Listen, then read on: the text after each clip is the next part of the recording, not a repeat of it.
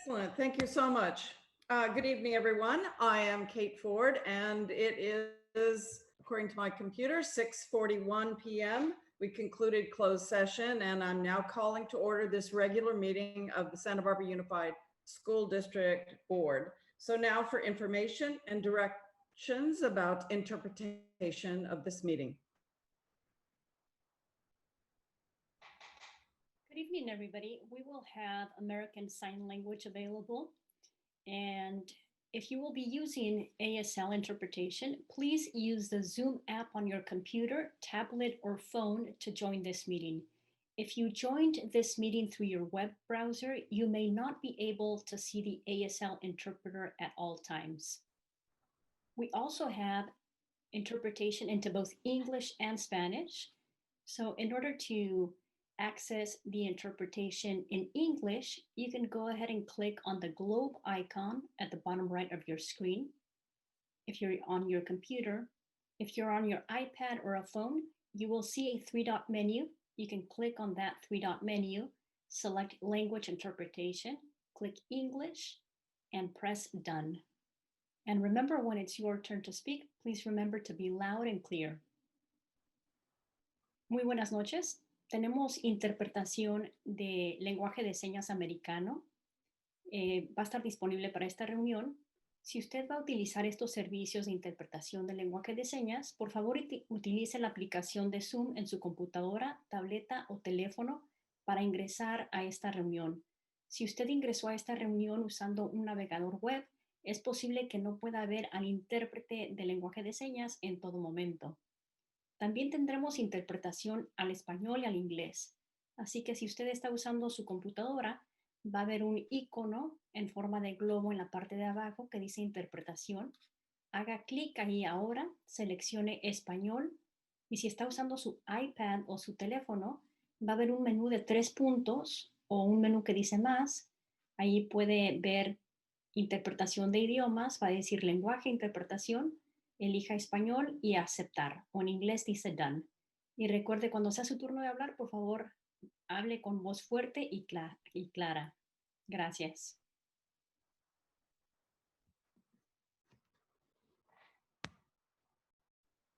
Thank you. So at this time, I know we're having some internet issues, some access issues, but let's continue on. And I'd like to ask Superintendent Maldonado to please lead us in the Pledge of Allegiance. Good evening, President Ford and board members, members of the public. Today, I would like to start our Pledge of Allegiance to our flag and our Constitution and our country with much more fervor than I have in any other time in my life, given the events in our country. So please join me, put your right hand over your heart. Ready, begin.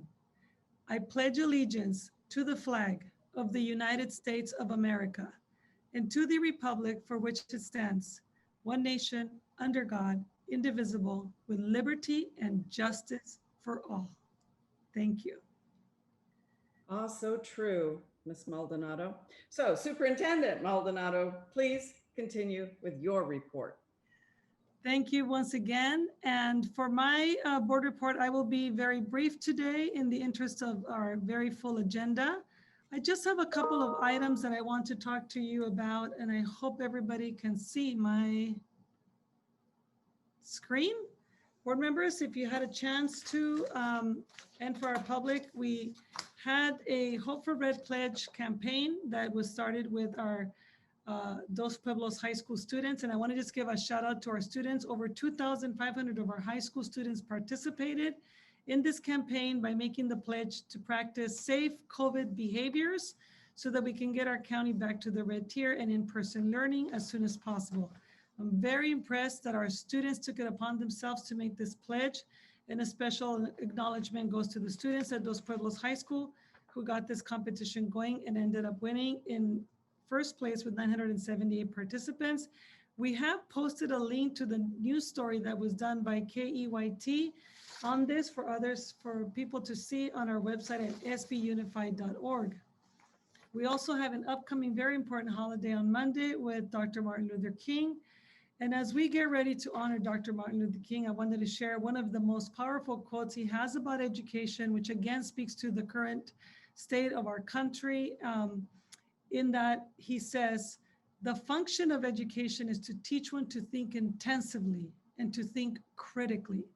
Intelligence plus character, that is a goal of true education.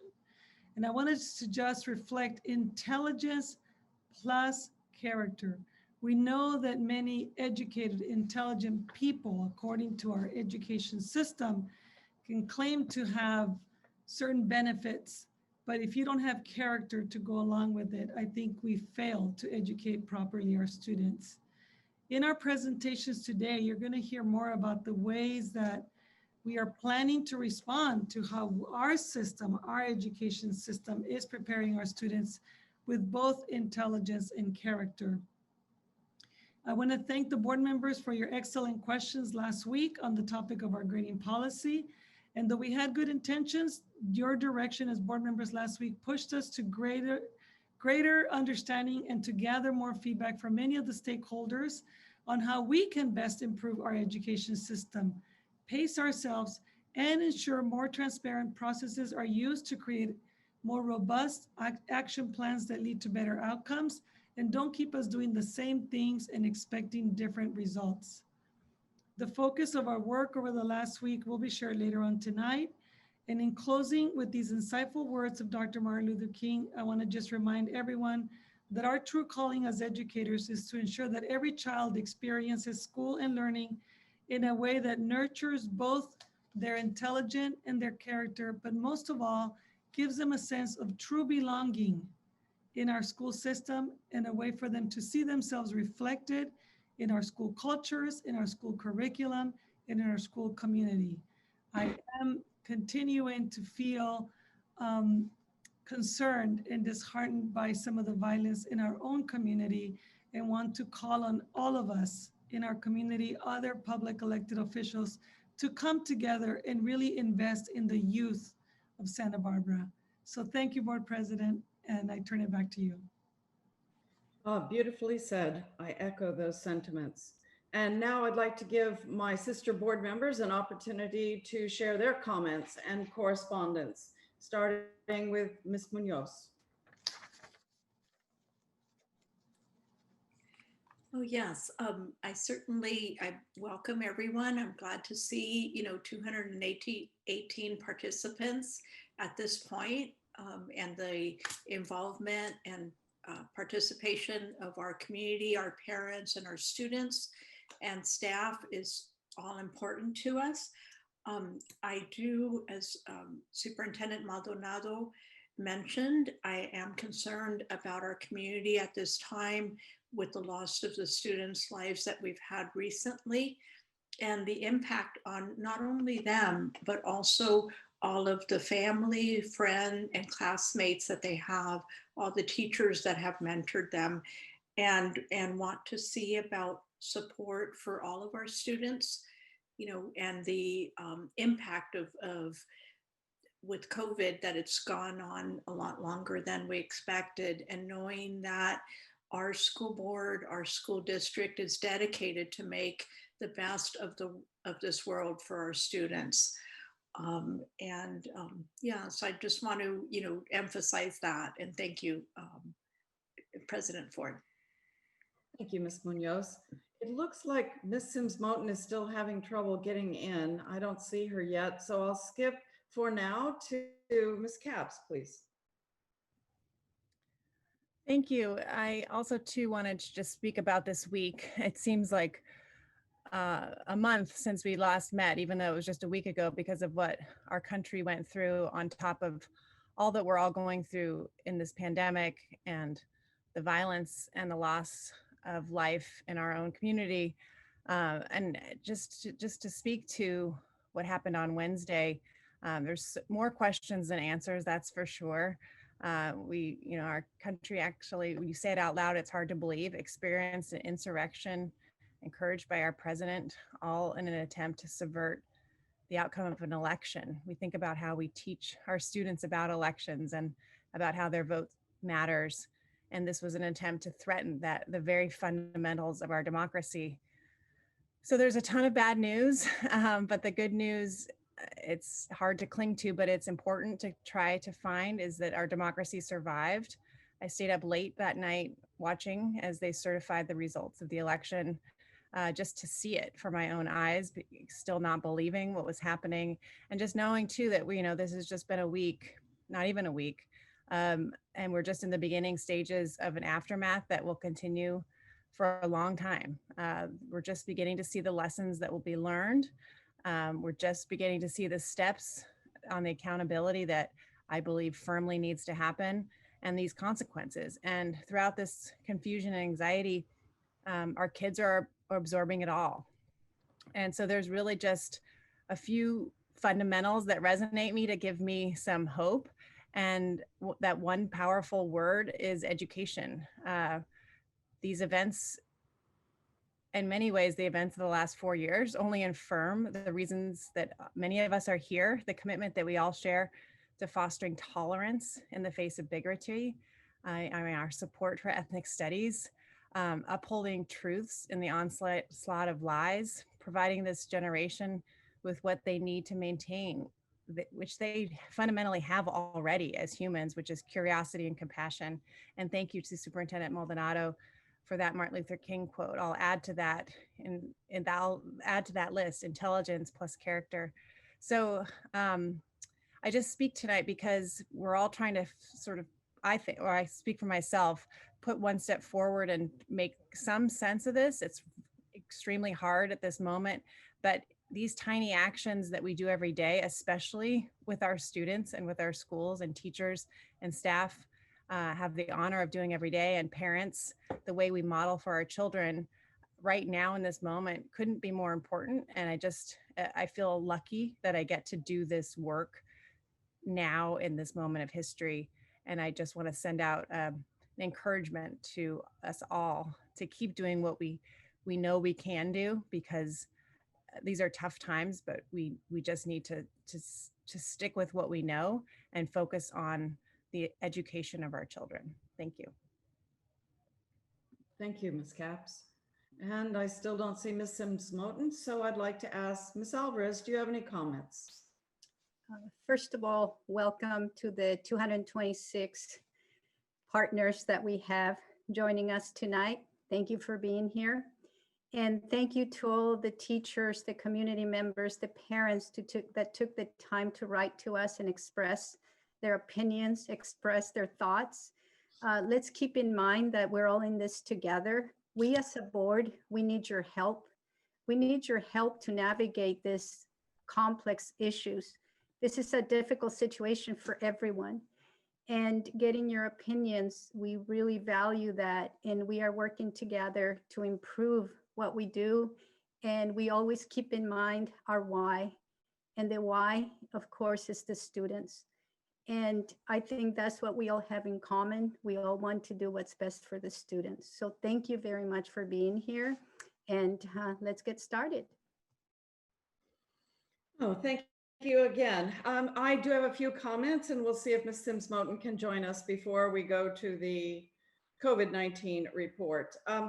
I want to say that I continue to be so appreciative of the detailed and thoughtful responses on grading that we received from teachers and members of the community. It has been so helpful for me in developing my own perspective. And as we clearly requested last week, it allowed us to get feedback from educators. I also would like to congratulate one of our long-term employees on her retirement. Sylvia Gutierrez has worked for the district as a school health assistant for 24 years. We thank you very much, Sylvia, for your dedication and your hard work. And I certainly hope that you have plans for some rest and relaxation. And finally, I had a fabulous, authentic form of correspondence last Friday when I had the opportunity to Zoom meet with about 35 ninth graders, the ninth grade cohort of the Apple Academy of San Marcos High School. I was really honored to be invited to talk with them about leadership. And the students asked great questions, and I could tell that they were already thinking very deeply about their role as leaders right now, as 14 and 15-year-olds. But the best part of that afternoon for me was when I had the opportunity to ask students questions that I wanted to know the answers to, questions about distance learning, COVID-19, and just to find out how they were doing. Mr. Nielsen encouraged the use of the chat function on Zoom, and the students were responding faster, I think, than Zoom could keep up. So I want to share just a bit of what I heard from these ninth graders. First of all, flexible, more individualized learning, and the later school start time were stated as positive aspects of distance learning. And some students also noted that distance learning is keeping them safe. But many also noted their fatigue with Zoom, their boredom, the isolation, and the difficulty of being online for so many hours during the day. And as we know, we have already heard, they emphasize how much they miss their friends and school activities, especially sports. And I found it particularly heartbreaking when one student said that he can't wait to attend school in person and really meet his teachers in person because they seem so nice on Zoom. I think there's nothing more to say. So with that, it's our time. I don't see that we have Ms. Sims-Moten yet. No, Brian is on the phone with her now. Okay, Oh, wait. I think she just appeared. really? This is the lovely Zoom environment. Isn't it though? Oh, we just lost her again. I don't Oh, know, there can you she is. hear me? There she is. Perfect timing, Wendy. Woo, Wendy, we've all shared our comments and correspondence, and I wonder if you have some for us and the public. Can you hear me? Just a little. Maybe you could speak up or turn up your mic. Yes, okay, I'm working on that too. Now can you Thank hear you. me? A little, yes. Okay, any more? Yell. You're going to have to yell. Wendy. It's okay. We can take it. Yell at us. Yeah. I don't really want to yell, but I'll manage. Fine. Now, can you hear me now? Yes. Yes, okay. So, well, first of all, thank you. So sorry to have all this trouble going on. So I was able to kind of get on. Thank you, Brian, for helping me manage through this. And I didn't get to hear everyone's, but I just want to welcome everyone to the meeting tonight, the many folks that are on the chat or already listening on the webinar itself. And I just want to just express just the sadness that I've been feeling over time, things that continue to happen in our community and especially with our young folks. And it's just really, really sad and sometimes no words to say. But we just have to continue to keep each other in our thoughts and remembering where we are. We're all at different places and different spaces in the midst of all of this, but keeping hope that at some point we're going to make a turnaround because we're doing it together and we have to continue to do that. And so I appreciate all the things that are being done. And I just, and this is Martin Luther King weekend, we're always looking at inspiration from his many words and many works that he has left with us. I was able to hear what Superintendent Maldonado said, from the earlier part, one of his many quotes. But I wanted to just say that the ultimate measure of a person is not where they stand in moments of comfort and convenience, but where they stand in times of challenge and controversy. And we are right here in the middle of challenge and controversy. But we as a people know that we can get to the other side and we see the light because we see this, we know we have that in our heart and in our humanity as we start to do that. And this next weekend coming up, it's Martin Luther King's birthday and weekend and celebration, and there will be a virtual celebration that they will be doing live streaming on their website as well as on Facebook. And a lot of our students, many from our junior high, elementary, and high schools will be quoting some of their poems and essays, that they were the essay winners there. So it's really important for us to make sure that we tune in and hear them and support them, because they really have some encouraging words, in terms of not being silent and being there for each other and being there and hearing each other. And so I just want to appreciate this community. We continue to come together when we need to come together so that we can overcome our challenges. So, and I want to thank all of our students and our teachers, everyone that's trying to make it, better for everybody every day. And so we try to do that, every student, every chance, every day here. And so as we come out of this as a community, we will come out a lot stronger if we continue to support each other. So thank you so much for this opportunity, President Ford. And I look forward to the rest of this meeting. And I don't know if this is the time that I wanted to just share with the board that last meeting I expressed to Superintendent Maldonado about doing an equity resolution. And so we're just working on that language. And so Sister Board Member Alvarez and I will be working on that and bringing this back to the board, as a draft, so that you can start to look at that and hear that. So because equity is crucially important. And I know you talked about that a little bit, Superintendent Maldonado. And so we'll be bringing that back for your response, board, so that you can see that and respond to that. That's outstanding. Thank you so much. I do feel compelled just to express my own gratitude for Superintendent Maldonado and my sister board members for the insight, the compassion, and the deep reflection and thought that you've just expressed. It's an honor to serve with you. So at this time, we now have an opportunity for comments from the public about items that are not on the agenda for this evening.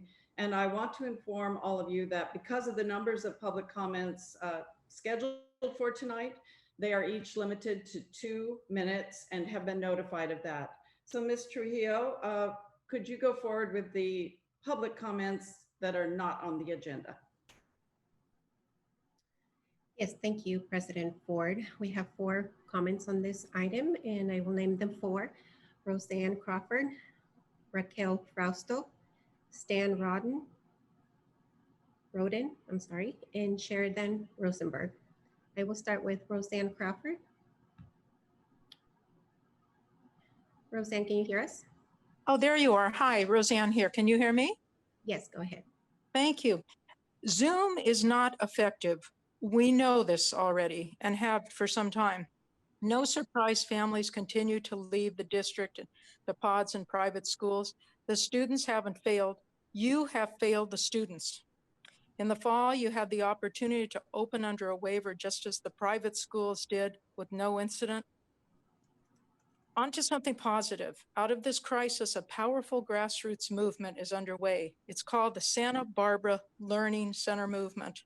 Santa Barbara area churches are stepping forward to assist elementary school children to learn during the closures and restrictions put in place in response to the COVID-19 pandemic. Churches are providing facilities and volunteers to operate learning centers during morning hours for the benefit of children who are unable to access the internet and study in a safe and productive way at home. Following the church's own protocols to assure the safety of the students and minimize the risk of spreading COVID-19, the churches organize staff and volunteers who supervise the children as they pursue their online remote learning curriculum of their regular elementary school. So far to date, churches that are online are Calvary Chapel, Shoreline Community Church, Emmanuel Lutheran Church, St. Michael's University Church, St. Anthony's Presbyterian, Apostles Church, Calvary Baptist, and South Coast Church.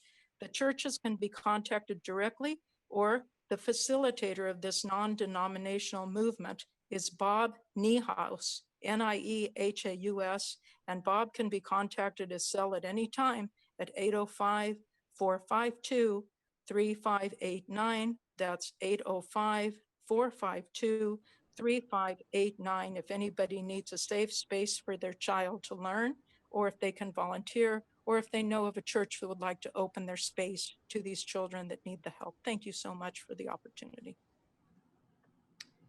Thank you. Next, we have Raquel Frausto.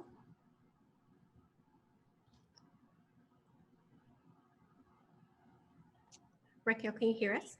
Can you hear me? Yes, go ahead. Good evening, Board President Ford and school board members. My name is Raquel Frausto, and I'm a teacher and lifetime resident of Santa Barbara. I am here on unceded Chumash land to introduce to the board a newly formed chapter of the Association of Raza Educators in Santa Barbara. It is important to understand that the term raza includes all oppressed people of color. Having said this, we are composed of raza educators, students, families, and community members. Originally consisting of 4 educators in San Diego, ARE has grown into the largest teacher activist group in California, with chapters in San Diego, Sacramento, Los Angeles, and now in Santa Barbara. Our Los Angeles chapter has a recent history of working with Santa Barbara Unified in strengthening praxis in ethnic studies and soon with Cleveland Elementary School. ARE Santa Barbara's mission is to uphold the rights and liberties of our Raza community. We believe that education is the first step in igniting critical consciousness that leads to action. We believe that education is essential to the preservation of our civil and human rights and provides the foundation for all human, political, and economic progress. Realizing these rights is fundamental to the objectives of ARE. In these turbulent times, we are obligated to ensure that education serves as a tool for liberating all oppressed members of our Santa Barbara community. We envision that we will do this by organizing and mobilizing teachers in developing critical anti-racist curriculum, supporting anti-racist grading policies, and working with community organizations to ignite change. To these ends, we look forward to working in collaboration with the district in efforts related to equity, diversity, and inclusion for the Time, success of our most vulnerable students. Thank you. time. Thank you. Next, we have Stan Roden.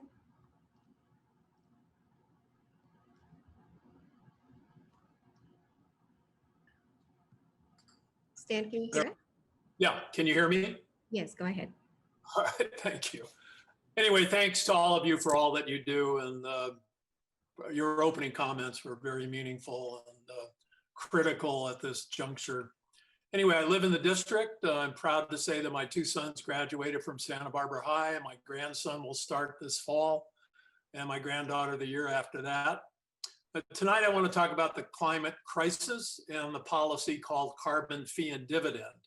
And the reason I come to you with the limited 2-minute time period is I will call on each of you and ask if you wouldn't mind giving me and fellow members of the local Citizens Climate Lobby a couple, like say 30 minutes to learn more about carbon fee and dividend. We've been endorsed by over 40 public bodies in California, including the Santa Barbara SBCC Board of Trustees and local Congress Representative Salud Carbajal and 81 others in the House of Representatives. I know you know we have a serious climate crisis. I applaud Santa Barbara Unified's many policies and practices that are good for the environment, including your recent solar microgrid project.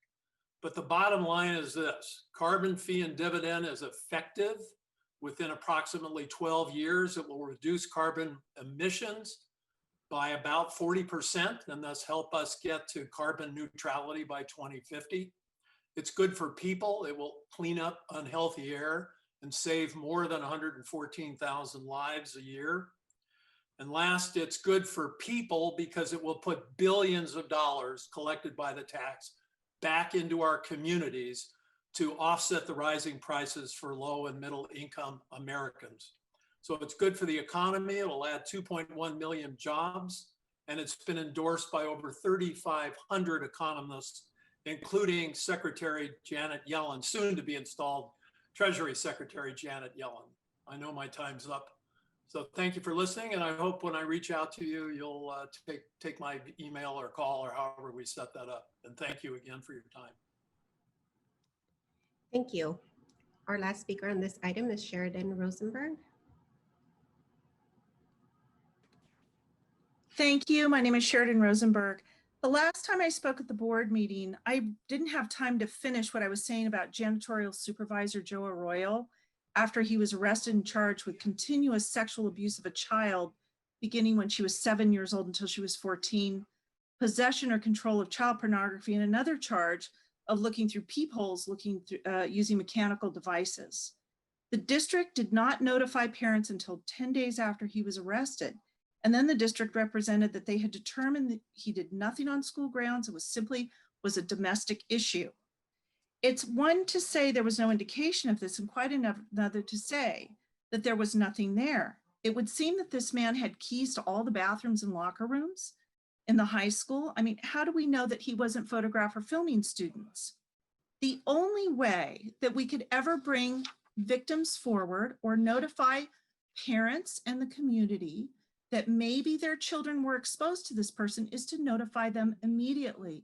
Hilda, I have had high hopes for you, but the excuse that you made that you were protecting the victim's identity is thin at best. She was Jane Doe 1. What I'm asking now, given the scandal of the Mad Academy, the janitor, is that during this period of time before children return to the campus, is that you notify parents if there was anyone else, whether they were parts of NGOs, nonprofits, or staff, or all of the above, if anyone had been a predator exposed to students, so that you can put out a responsible announcement in case more victims need to come forward. Your number one priority is to protect children. That's your number one priority.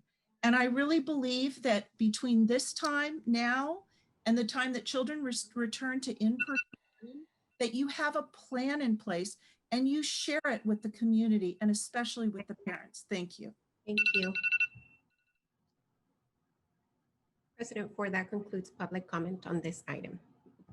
Thank you very much, Mr. Hio.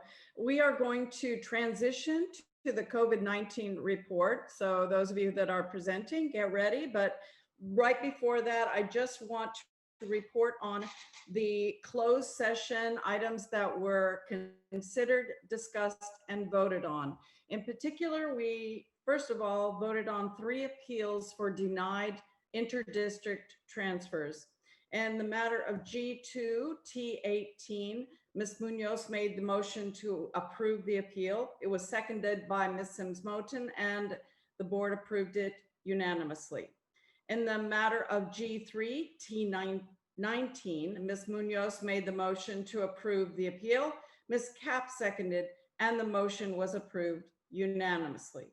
And in the matter of G4 T20, Ms. Munoz made the motion to approve the appeal. Ms. Alvarez seconded the motion and it was approved unanimously.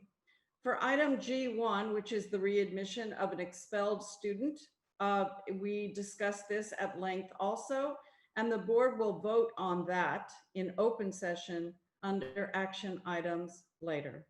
And with that, I'd like to turn the meeting over to Superintendent Maldonado. Thank you so much again, President Ford and Mr. Rouse. If we can start our presentation. I want to thank again Susan Klein-Rothschild from Public Health. Board members, I do want to reflect that at this point, we still don't have any new guidance from the state regarding the reopening of schools or the safety plans that will need to be in place. If we can go to our next slide, Mr. Rouse. You're very familiar with the way that we are organized in terms of the different folks that we're working with. I'm proud to report, and we'll see it a little later on our air filtration project. Next. With that, I'd like to turn it over to Susan Klein, who will tell us a little bit more about where we are in the rate of infection. And also I've asked her to give us a little bit more information around vaccination program. Ms. Susan Klein-Rothschild. Thank you, Superintendent Maldonado, and welcome everybody. I appreciate the opportunity to meet with you again. We are always talking about what's happening with COVID. And it feels like just after we start to get some solid ground under our feet, things change. And this is really what we're looking at again today is another change. You see, this is the chart that shows our case rate of COVID cases across our county. We know the left part has been there all the time. You know, this is over time. We had our blip in July. It started to increase over the holidays. This is something we were all concerned about. But the level of increase is just so significant. I can't tell you anyone predicted it would be this high. It is really, really concerning to all of us. 64 cases per 100,000 residents. We were at about 4 cases per 100,000 residents in October. That is such a dramatic change. And it's really concerning because it tells us that so many more people in our community have been infected. And thus, we know that some of them are severely ill and some of them are going to have very difficult times. We also know the state has told us we cannot open new schools unless our case rate is less than 28 cases per 100,000 residents. We have a long way to go. And I just share my disappointment. And I'm sure that all of you have the same disappointment because it means all of us in the community are less safe. Next slide, please. This is also the slide that talks to us about the testing positivity rate. So the last slide, the last graph was in our community, how many people test positive for COVID? How many positive COVID cases do we have per 100,000 population? This slide says, okay, out of everybody who gets tested, what percentage of those are positive? A lot of people get tested who don't have symptoms or have symptoms and turn out not to have COVID. So that's good. We don't want people to have a high positivity rate. But here we are, we can see that the positivity rate has changed from very low levels, below 5%, up to now almost 17%. That's how many people who test are positive for COVID. And I want to be just quite direct and honest here. When we have so many cases of positive cases of COVID, it overwhelms the system. Many of you saw that on one day this week, I believe it was Sunday, we had 799 cases. Our ability to do timely contact tracing, our ability to get laboratory tests to people, all of those things are impacted. And what helps stop transmission is our ability to isolate those who are ill. If we don't get that information timely and we don't isolate and we don't quarantine timely, then we are likely to have more transmissions. And that is very concerning. Next slide, please. This slide shows us about ICU capacity, intensive care unit capacity. And it shows both for the southern region, which is the bottom line that goes way down. And it also shows for Santa Barbara County. And for so long, our ICU capacity was really fine, even after others were going down. That's no longer the case. Our ICU capacity is officially at 0%. Now, it doesn't mean that ICUs won't take more patients. It doesn't mean that they won't find beds. It doesn't mean that they won't do staffing, but it means that there's a stress on the system, that all the people who take care of COVID positive patients, the facilities for taking care of them, the ability to do the job we want to do is stretched. All of our hospital staff are stretched. This is another sign. So as we have positive COVID cases, we know it is often a week or two later when the severe illness hits and we have even more hospitalizations. So it really saddens me to say that we are not in a good position at all, that we want to be very restrictive about opening anything new at this point. We have to get this disease under control in our community to protect our community. And of course, that means we want to get vaccinations going as quickly as possible. Next slide, please. This is the slide I was talking about when we look at contact tracing. If somebody is positive, we want to follow up and say, who have you had contact with? Who's been in close contact? So we can inform those people they need to quarantine. Timely case investigation, timely isolation and quarantine is going to prevent the transmission and spread. You can see that back in September to October, we were doing 80% or more. But recently, with the much higher cases, you see we're only able to do closer to 60%. That means 40% of the people who are positive with COVID are not having timely investigation and contact tracing. They may have had close contact with somebody who doesn't know it. That person doesn't isolate, doesn't quarantine. Quarantining as a close contact. That means they may be unknowingly incubating the virus and then becoming infected themselves. Next slide, please. Okay, so the Santa Barbara County Public Health Department is actively involved in vaccination. We all want vaccination as quickly as possible. That is our goal. We know that there is guidance from the federal government that comes to the state. The state puts guidance to the local health department, and the local health department has to administer and disseminate the vaccine in a timely way. The vaccine is currently being administered through Santa Barbara County in healthcare centers and those that are in the phase 1A. And this is the method that we use. We know that the first doses have been administered and some have actually had second doses already, and that's actively underway. The Public Health Department is currently in the process of developing a specified plan for phase 1B. Workers in education are in phase 1B. And how we're going to vaccinate those folks is really important, because at the same time, we're looking at vaccinating workers in education and childcare.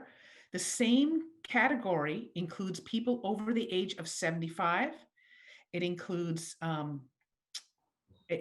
others who are essential workers, and there are a lot of people in that tier. So the county needs a very efficient and effective way administering the vaccine. And that's what they're working on now as a plan. Just to give you a sense of what the numbers are. This morning, Sansum Clinic informed us that the patients of Sansum Clinic over the age of 75, who are still in this group, this is one healthcare provider, they have over 30,000 patients in that group. We have healthcare providers across the county. We have educators across the county. There are lots of people, and we need to have an efficient way of vaccinating them. That process of developing that plan is underway now. Let me also share with you, I don't know what the details of that plan are. It is not finalized, but I can tell you a little bit about how the vaccination has gone for Tier 1A, because we can learn from that process as we move forward. So the vaccine has been provided to key entities under Tier 1A.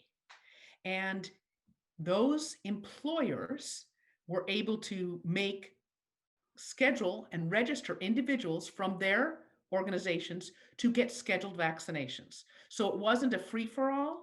It wasn't waiting in hours lines. People were scheduled. They were scheduled ahead of time. It was key, and it was done largely through employers, because employers know their employees and how they need, what the priorities are within the organization. I know there have been 42 points of distribution in the first Tier 1A.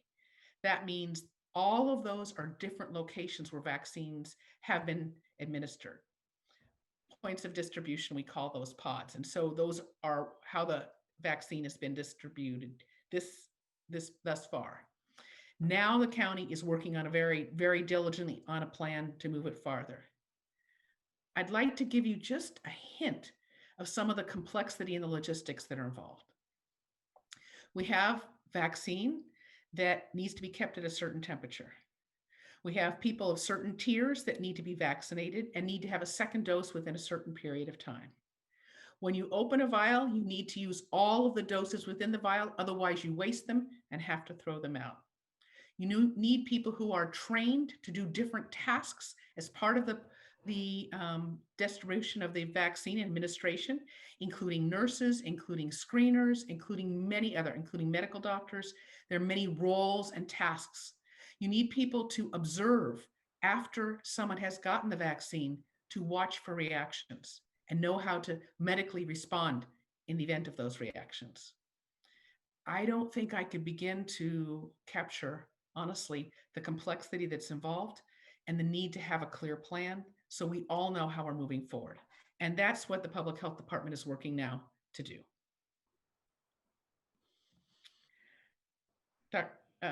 Superintendent Maldonado, I don't know if there's another slide for me or if you would like to proceed.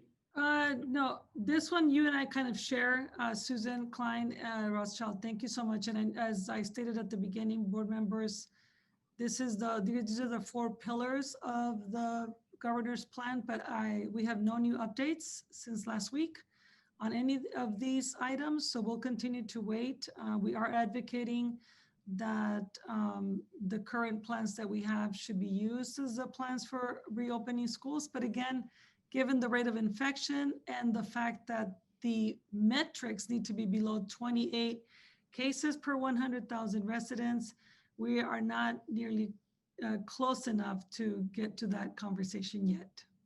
Susan, would you like to add to that, or am I stating that accurately? You've captured it well. Thank you so much. Next slide, please. Dr. Becchio.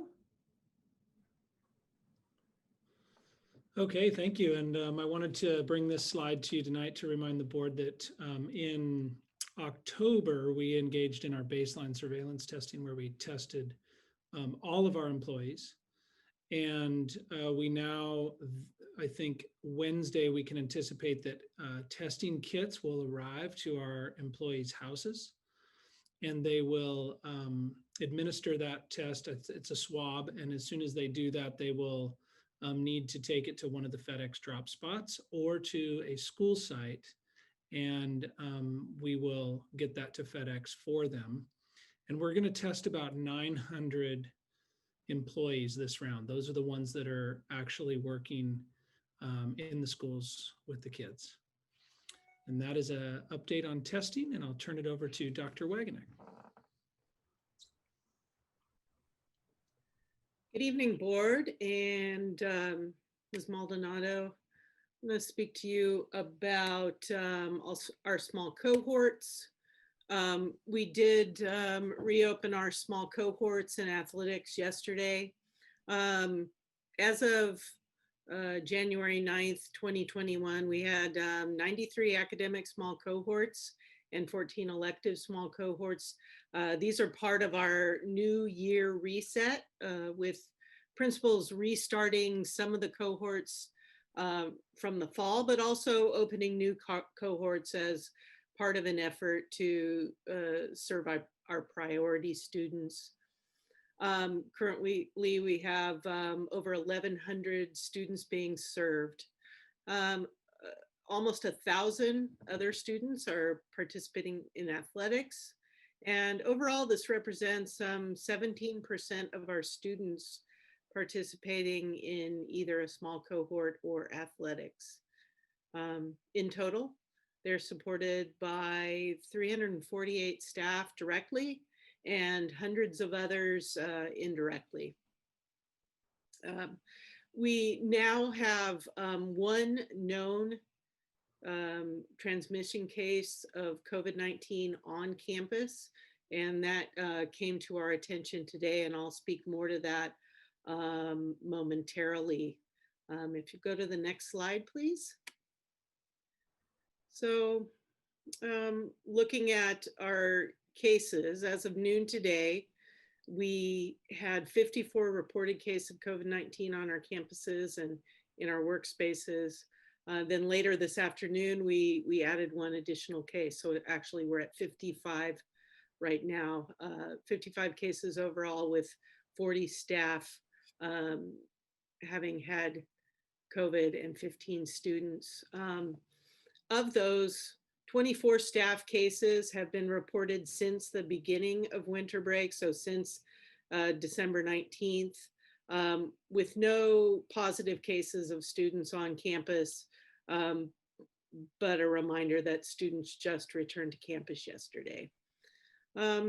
We were required to close a quarantine last week, or close a workspace last week and send the entire work group home on quarantine because of positive case within that workspace or work group. Today, we were notified that a second member of that cohort has contracted COVID. And so this is our first known transmission of COVID-19 on school or district property.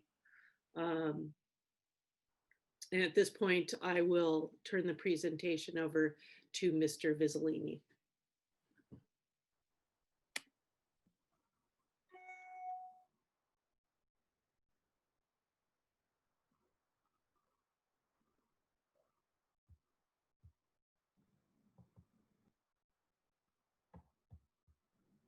Do we have Mr. Vizzolini? If not, maybe Meg could speak to this slide.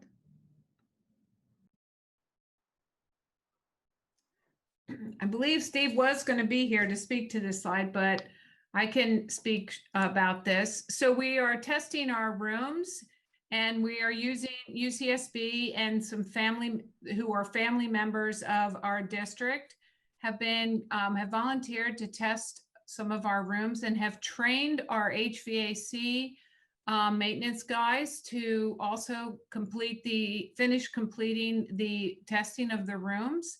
So what they do is they put carbon CO2 levels into the room with all the doors closed, and then they measure what the air quality is in the room. And then they progressively start opening the windows. They do more CO2, and then they open doors and more windows and see how we're doing. And it's how many times the air moves throughout the room. And so we're getting all the results back from that. But overall, our sites are doing very well in the ventilation of our classrooms. Next slide. I see Steve now, Meg. Steve, did you want to add anything to that? Thank you Yes, so much. I apologize. Board, I had some technical difficulties on the comment today. One thing that I would like to add is that the results have been very encouraging. So our air changes per hour per our guidance from the UCSB folks and the people at Harvard is 6 air changes per hour. We've gotten through about half of the elementary districts so far. And what we're finding is that our rooms ventilate very well without mechanical issues. So opening doors and windows and running existing HVAC systems seems to get us above 6. In almost all cases, our portables, which I thought were going to be a problem, are actually really well ventilated. They're up in the 13 range. So that's a good process. Our guys are really familiar with it. They've been working back and forth with Rachel and Todd from UCSB to fine tune their process. And then the last step there is that tomorrow we have our industrial hygienist is going to be meeting with our group and going through the entire process with them, familiarizing himself with the entire testing process, and we should be able to get his feedback on its effectiveness. Rachel and the group at UCSB was a little concerned because they are not indoor air quality specialists, so they wanted to have a third opinion about what we're doing. So we're encouraged. Next slide, please. Thank you, Steve. Okay, so just before winter break, we began to see the need to increase our focus and attention, particularly in these 4 areas you see on this slide: health services, employee supports, student and family supports, and then communication, all related to COVID, just in anticipation of the increase in cases. And so on January 4th, we launched this COVID-19 task force for our district. We have these 4 individuals who make up the task force, and they're responsible for each of one of these 4 areas. So each day they have their focus set on these 4 areas. They're working directly in communication with some of those entities that you see on the left-hand side of this slide, labeled partners. And then this task force team has a daily briefing with myself, Superintendent Maldonado, and Dr. Wagenek. And so we can daily hear a briefing from them about their 4 areas. And this is going to be ongoing for the time being, but we wanted to bring you this latest approach of ours to increase our attention and focus on what's going on in our facilities related to COVID. And so I will, the next part of this slide, I'll have Dr. Wagneck explain. Hello again, board, and Mr. Rouse, if you could go to the next slide, please.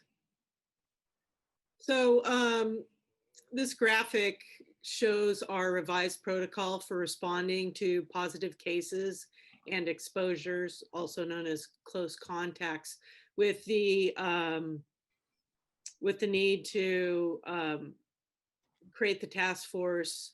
It was a perfect time to look at tightening up our protocols, especially with the greatly increasing number of cases. So I won't unpack this entire diagram, but we want to give you the general sense of how this plays out. So when we first receive notification of a positive case, and that can come often to supervisors, but sometimes folks notify those that they have the closest relationship to. So that may be a teacher or a coach, especially a case manager, et cetera.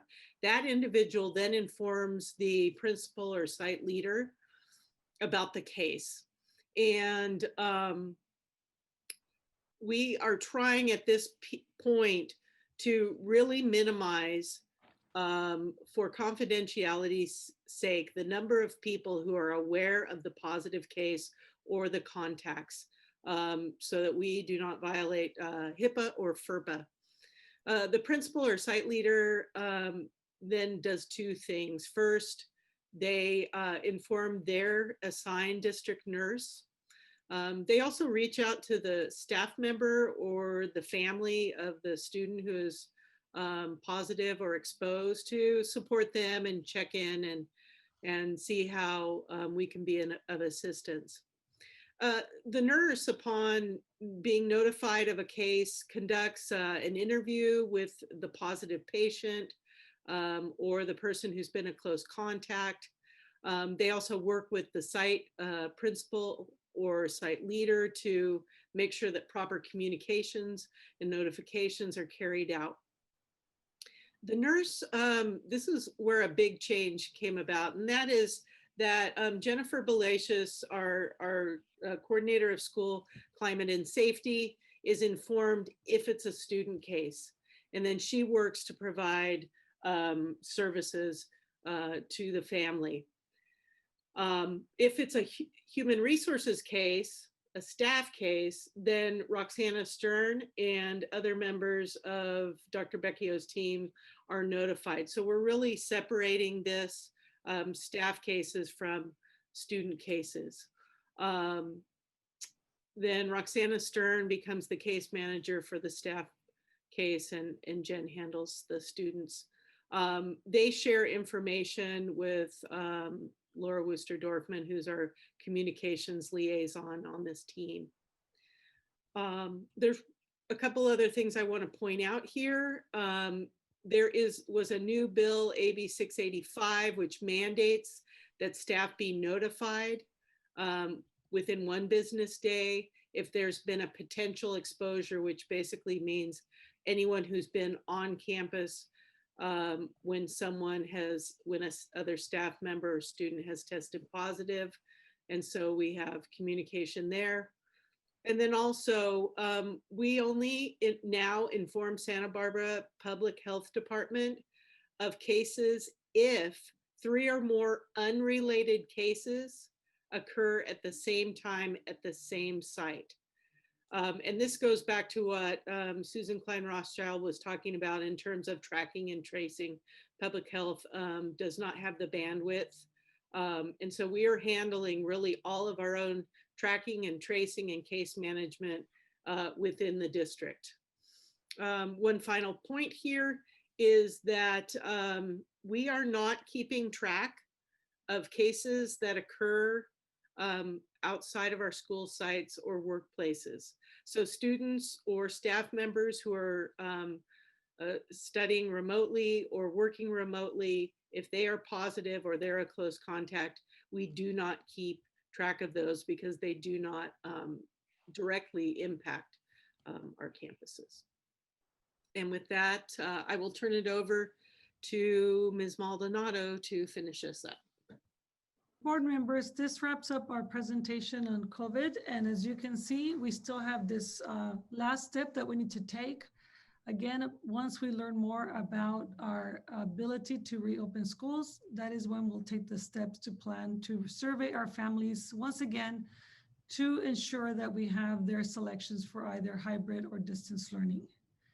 Thank you, President Ford, and everyone else who presented. Oh, thank you, Superintendent Maldonado. That was a very sobering yet informative report. Ms. Trujillo, I believe that we do not have any public comments on this report. Am I correct? You are correct, President. Oh, great. Then I'll turn it over to board members in case any of you have any specific comments or questions that you would like to add.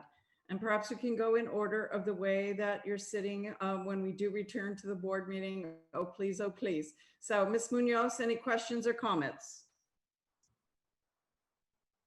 Not at this time, thank you. Thank you. And Ms. Sims-Moten, how about you? Just a simple thank you for the continued updates and the continued work to getting us back to school in person. Excellent, thanks.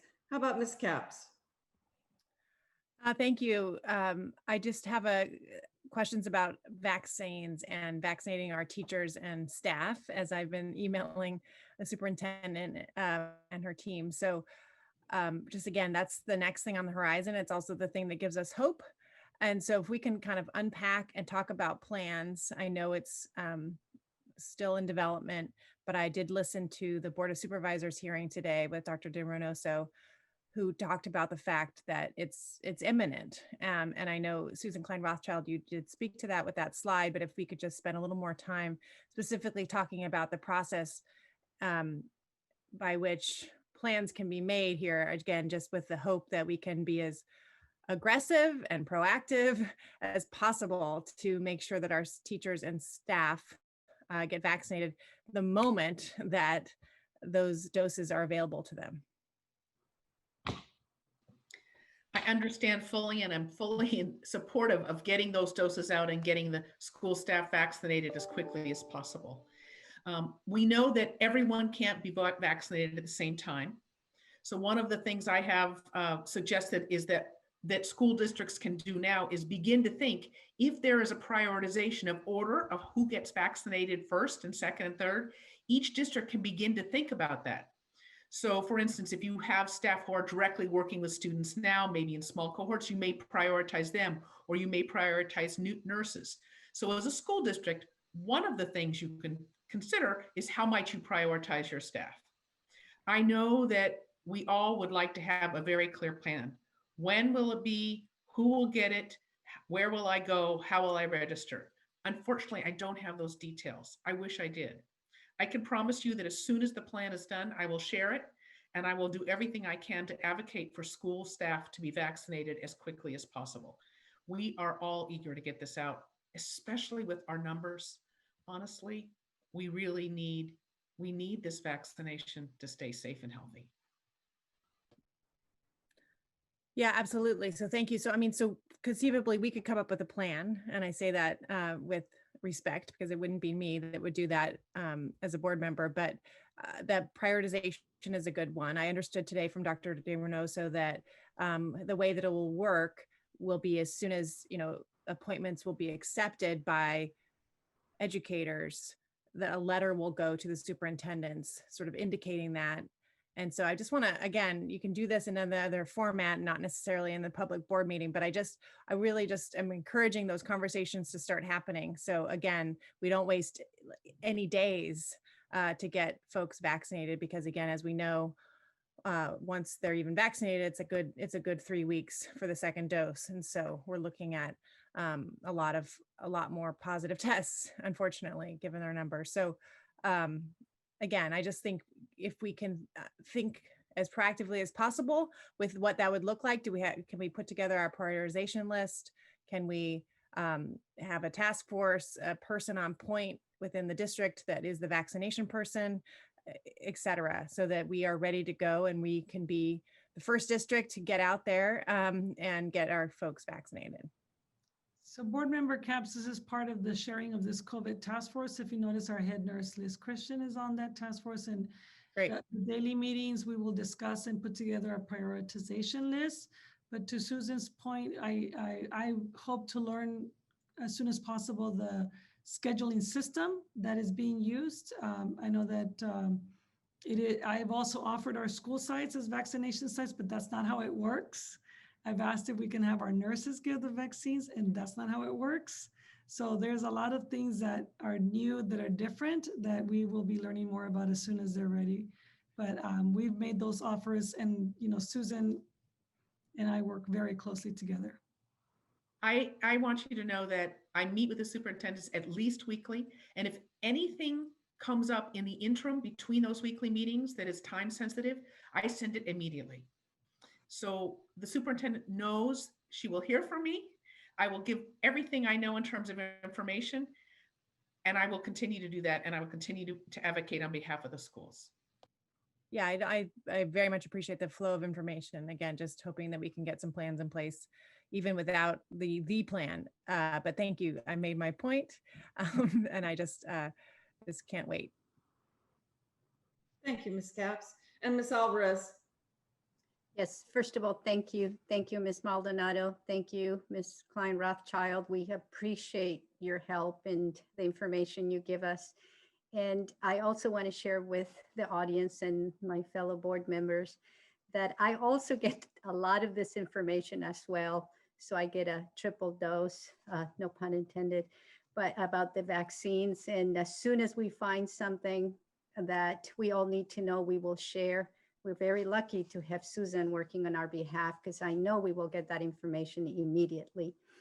And then I have a quick question in regarding to the testing. It says that 900 employees are being tested and 348 employees are in cohorts. So the remaining of the 900, how are those chosen to be tested? Yeah, so let's see, can you all hear me? Yes, we can hear you. Okay, great, thank you. So the way that those are chosen is that any employee that is going to have contact with students or contact with adults that have contact with students are identified to be tested. And so that could be, those are our M&O employees, food services, support staff at school sites who are in person. Those make up the rest of the employees. Thank you. And what's the turnaround time to get the results of the test?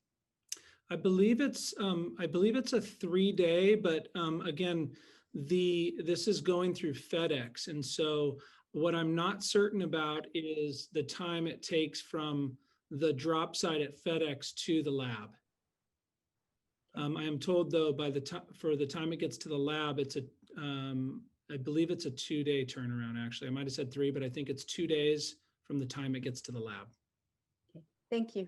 You're welcome. Thanks so much. Just a couple comments from me. First of all, I really appreciate this presentation. As I said, as sobering as it is, it was complete, comprehensive, and also interesting.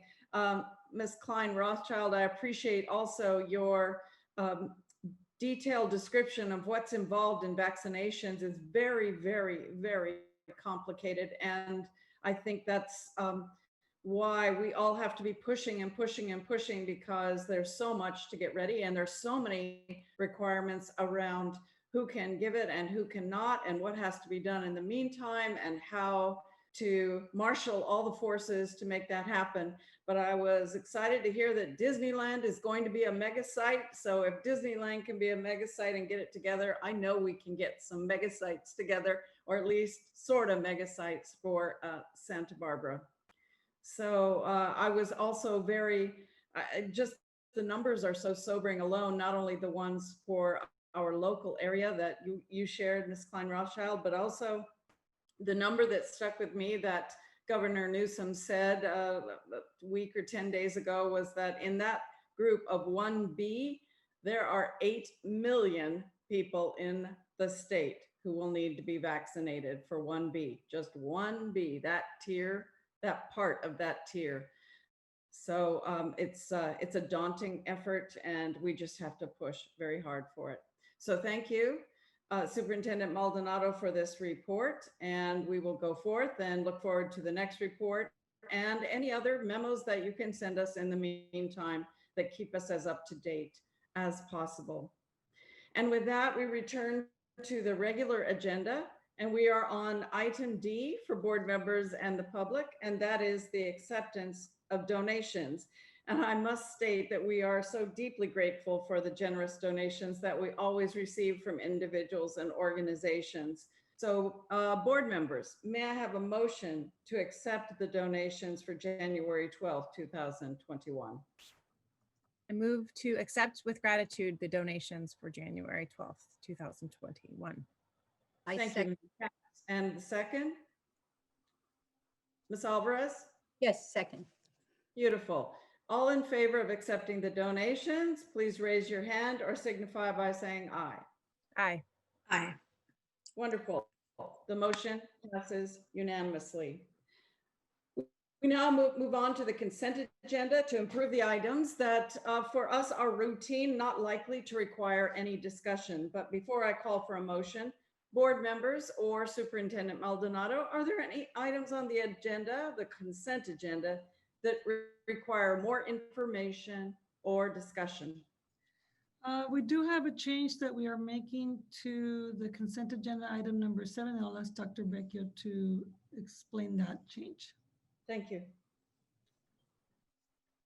Thank you very much. And so on item number 7, which is the HR recommendations, we, on the first 3 items under classified management reclassification, we would like to, prior to your consideration, change the effective date to be upon board approval, which would be 1/13/2021 on those first 3 items. Thank you. Thank you. Any other? Ms. Sims-Moton, please. Yes, I thank you, President Ford. I have a question on G2. What action are we being asked to approve? It just says independent learning. Are we approving it, ratifying it? What are we doing? On E2, sorry. Ms. Larios Horton, if you can speak to that item, please.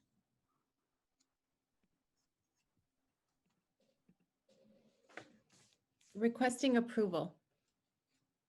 Okay, approval of the contract with them? Correct. Yes. Okay, that's all I need to know. Thank you. Are there any other notes or questions or comments? Ms. Alvarez. I want to say thank you to Superintendent Maldonado and Dr. Vecchio for bringing these items to our attention and for reclassifying the employees that need to be reclassified. So thank you for being proactive. We really appreciate that. And I just want to add my own note of deep appreciation for the Bravo After School Music Program. During these difficult times, I know that music and the arts are such a saving grace for so many people, and that includes our students. So that's wonderful. So with that, I would like to have a motion to approve the consent agenda as amended by Dr. Vecchio. Oh, Ms. Trujillo. Yes, sorry for the interruption, President Ford. We have 2 public comment on item 3. I am so sorry, please. Ms. Roseanne Crawford and Sheridan Rosenberg. Roseanne Crawford. Hi, thank you. Am I audible? Yes, go ahead. Thank you. Why Black Studies? I guess it's beside the point. Our community is less than 1% Black. Latinos or Native Americans are not represented here.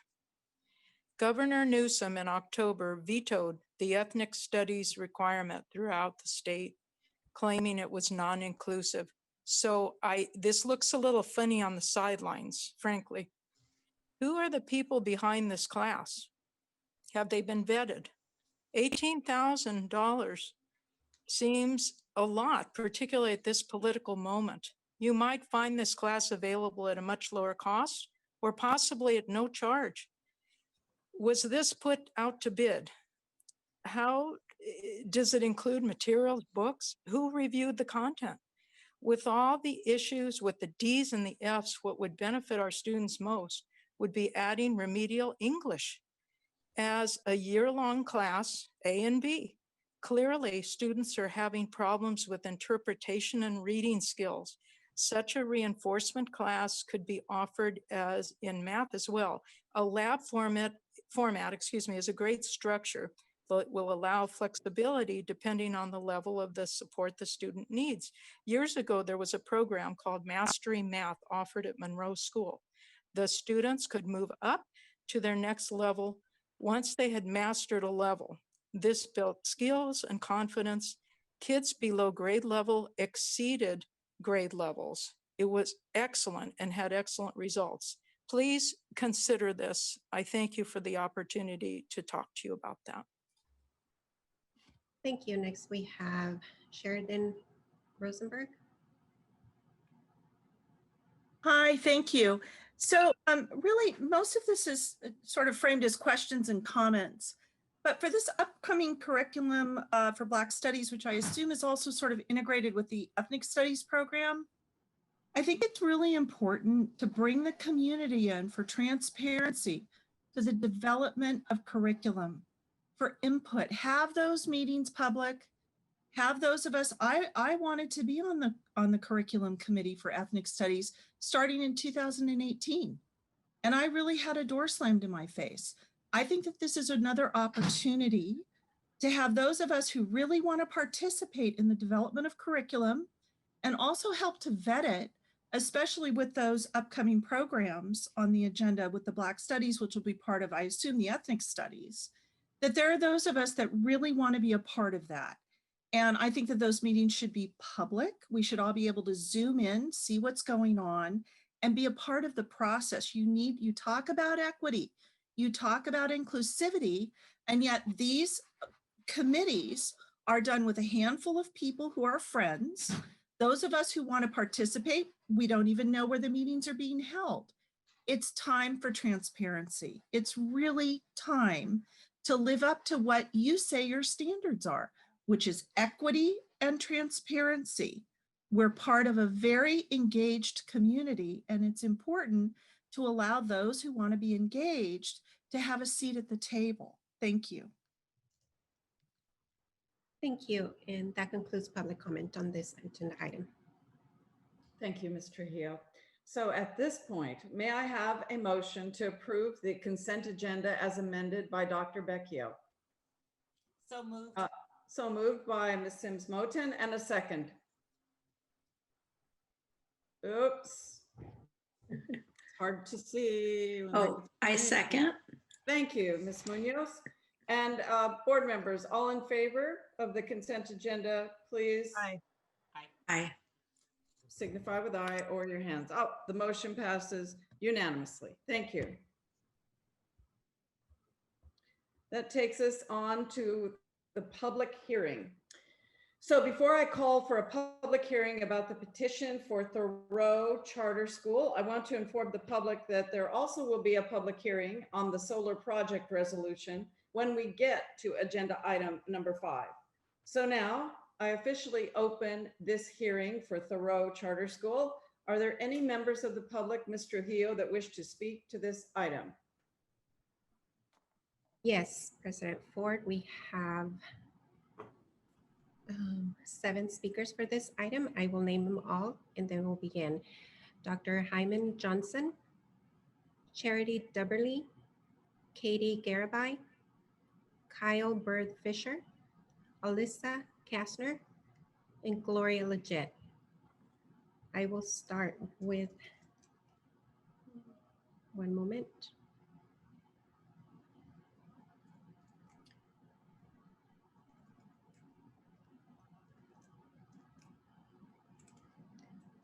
Dr. Hyman Johnson I'm not able to find him.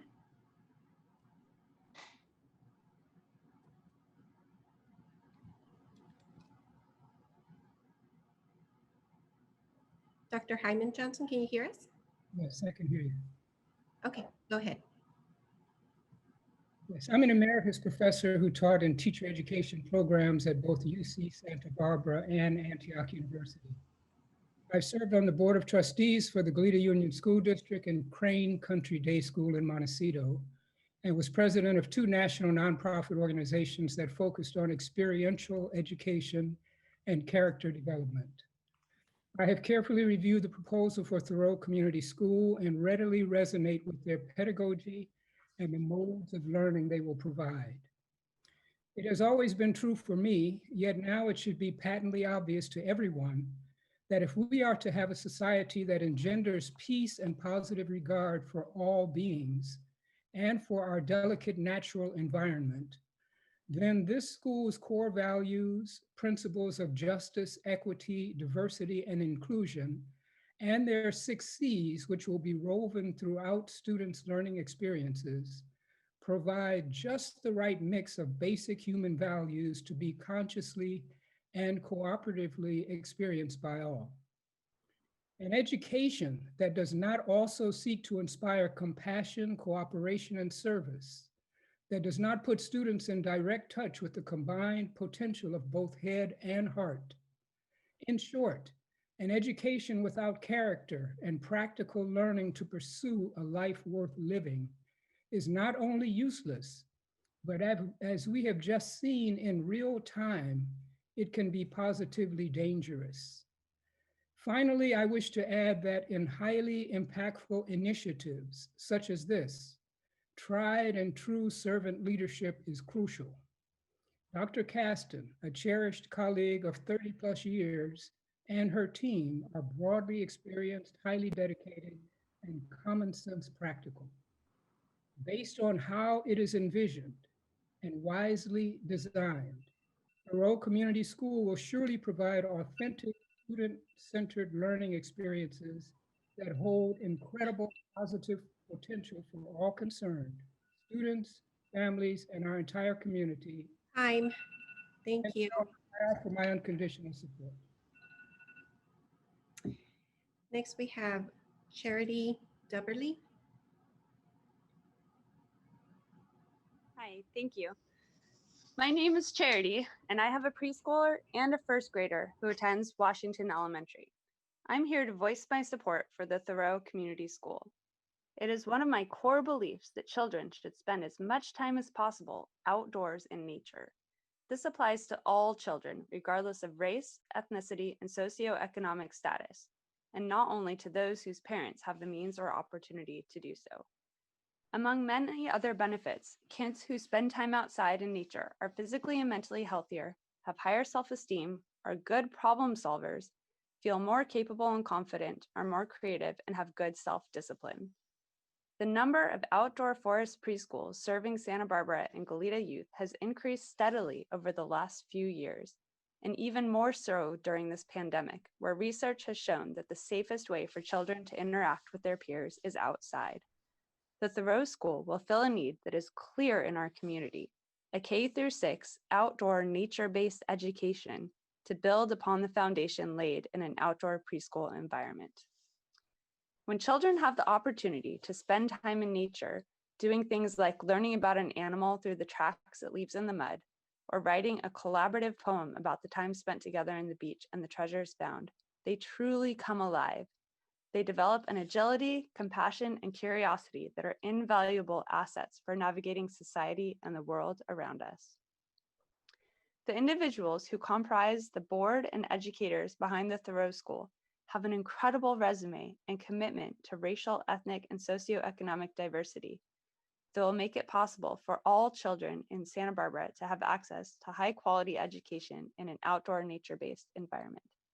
It is clear that in this time of the pandemic, a school devoted to spending time outdoors is an absolute necessity for our district. Thank you. Thank you. Next, we have Katie Garibay. Hi, my name's Katie Garibay. I am a local parent of a preschooler, a teacher at San Marcos High School, and a facilitator with Just Communities. I grew up in Santa Barbara and attended Open Alternative School in its heyday, which shared many philosophies with Thoreau Community School, including an emphasis on project-based, self-directed learning, outdoor education, and a culture of diversity, equity, and community building. As an elementary school student, I loved school, and especially its emphasis on outdoor education. Each year, we studied native plants and animals in the classroom before going on annual class camping trips where we observed these species in their natural habitats. These experiences taught me more about the value of protecting our environment than I could ever gain from a book. The emphasis on community building that I learned at school also profoundly influenced my life. From kindergarten on, we had daily circle time in which we practiced peaceful communication and conflict resolution, similar to our district's restorative approaches. The skills I practiced in these circles laid the foundation for my future activist work as I became comfortable having productive conversations about tough topics from an early age. Finally, engaging in self-directed, project-based learning instilled a lifelong curiosity and passion for education that inspired me to become a teacher and inspire my students. Research tells us that outdoor education, social, emotional, and project-based learning are best practices for all students, and that they are particularly important for students of color and other traditionally marginalized students in order to have them become truly engaged in their education. If we want our youth to become global citizens prepared to stand up to injustice, protect our environment, and work collaboratively to tackle the challenges of the 21st century, we need programs like Thoreau Community School to help lead the way. Thank you. Thank you. Next we have Kyle Bird Fisher. Mr. Fisher, can you hear us? Can you hear me? Yes, go ahead. Hi, thank you. Good evening, Santa Barbara Unified School District Board and members of the Santa Barbara community. Over the past year, it has been an honor to have been a part of the founding group of Thoreau Community School and its mission of bringing public chartered nature-based education to the local community. I got involved with the project because I'm passionate about mentoring youth and connecting people with nature. I stayed involved over the last year because I believe that this is absolutely the right time for Santa Barbara to continue its tradition of environmental leadership and innovative public education. Through my years of work with Wilderness Youth Project, I've witnessed how connecting children with nature makes a tremendous impact in their lives in countless ways. Wilderness Youth Project has innovated with its Bridge to Nature program by bringing kids enrolled in Santa Barbara public schools to local wilderness. The benefits of bringing kids outside has showed up in the classrooms when they return from their adventures in the field. They return happier, healthier, and smarter, with countless stories of how a small frog has jumped into their hand, and the lightness and the brightness in their faces has really shown up. I'm here in support of Thoreau Community School, and I would like to thank you for your time. Thank you. Next we have Alyssa Kastner. Hello, can you hear me? Yes, go ahead. Hi, good evening, everyone. My name is Alyssa Kastner. I'm currently an educator at Fairview Gardens, but I've been an environmental and garden educator for the past 10 years. I'm so grateful to have been able to witness firsthand how growing food and spending time outside can be a transformative experience for youth. Whether nature connection is developing through growing food in a school garden, participating in a citizen science project, exploration of the natural world, or reading a book underneath the shade of a tree, the benefits of kids spending more time in nature are vast. Not only does nature-based education build resilience and confidence, develop critical thinking and problem-solving skills, and encourage teamwork and collaboration, it teaches students how to be stewards of our earth. It helps to develop a sense of appreciation for the natural world and all that it gives to us, and it gives our students the skills they need to take care of our planet. Having a school like Thoreau Community School, in which valuing nature will be built into the culture of the school, reinforces the fact that we are all a part of nature, and nature is a part of all of us. Nature is something we should all get to experience and something we all must steward together. I support Thoreau Community School and hope that students in our community have the opportunity to be a part of this school. Thank you. Thank you. Next we have Gloria Liggett. Hello, can you hear me? Yes, go ahead. Good. I have been a teacher for many, many years. I know some of you have had experience with you in classrooms and in various projects during my years in Santa Barbara. At Antioch, I taught teachers at Antioch. I've taught literally every grade from kindergarten through college. My own children experienced alternative school. I was one of the founders of alternative school. I was also one of the founders of Santa Barbara Middle School and worked at the first year at charter school in their junior high. So starting new school seems to be something that I get involved in. Right now, it's a perfect time for Thoreau Community School. One of our base. Ms. Liggett, we can't hear you. Are you still with us? Can you hear me now? Yes. Yes. I unmuted. Am I loud enough? Yes. Okay, so as I was saying, it's a perfect time for this school because they'll learn to take care of themselves and their planet, and we definitely need that. In this time of COVID, we're learning the importance of taking care of ourselves and taking care of others.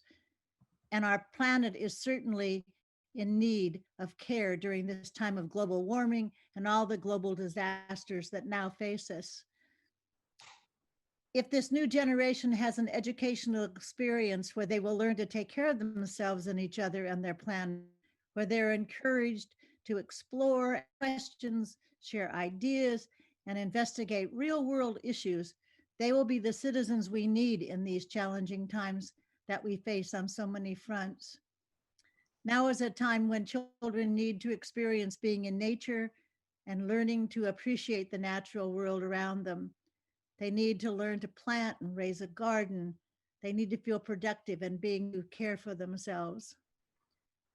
Multi-age classrooms reflect Time. All right, then, sorry.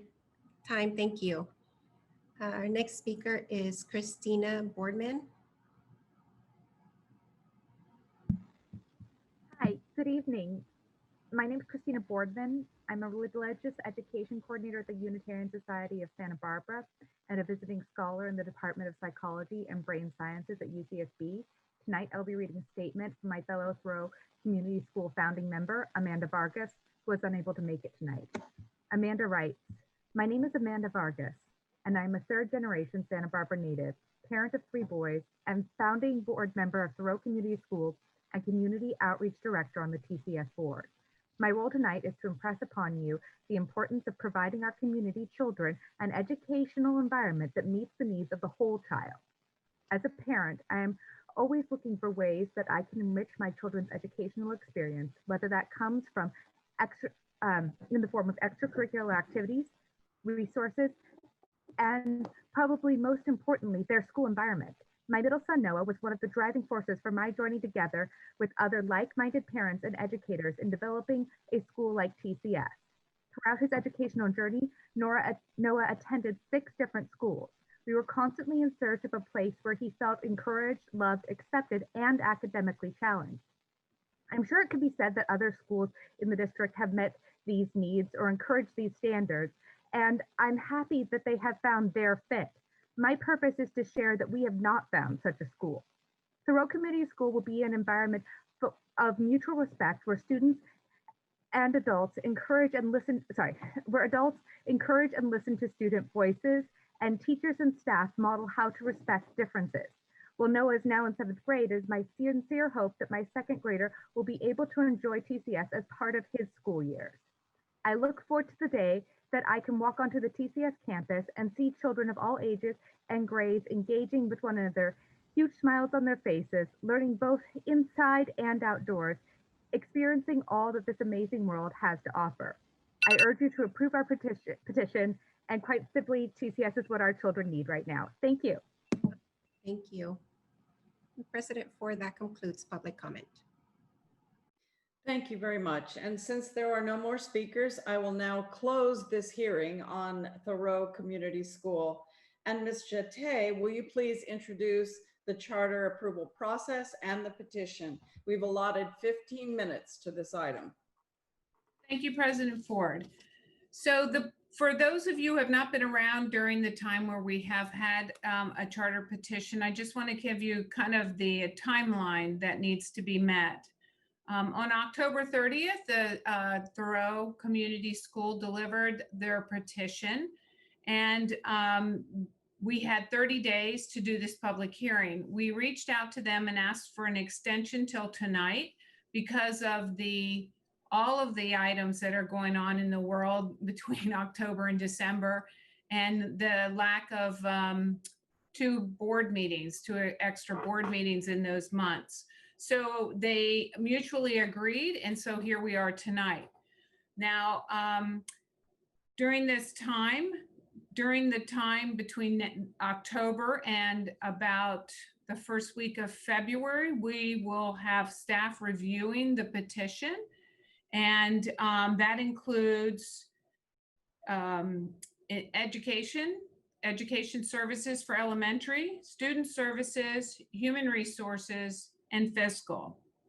And once we do our staff report, we will then, by the 8th of February, send our staff report to Thoreau Community School for their review. And then on February 23rd, we will bring the staff report to the board meeting, and Thoreau would have a chance to respond to our report and all our issues or other comments and findings. So that's the timeline. And now with the staff, the report, they're going to do a presentation for their charter.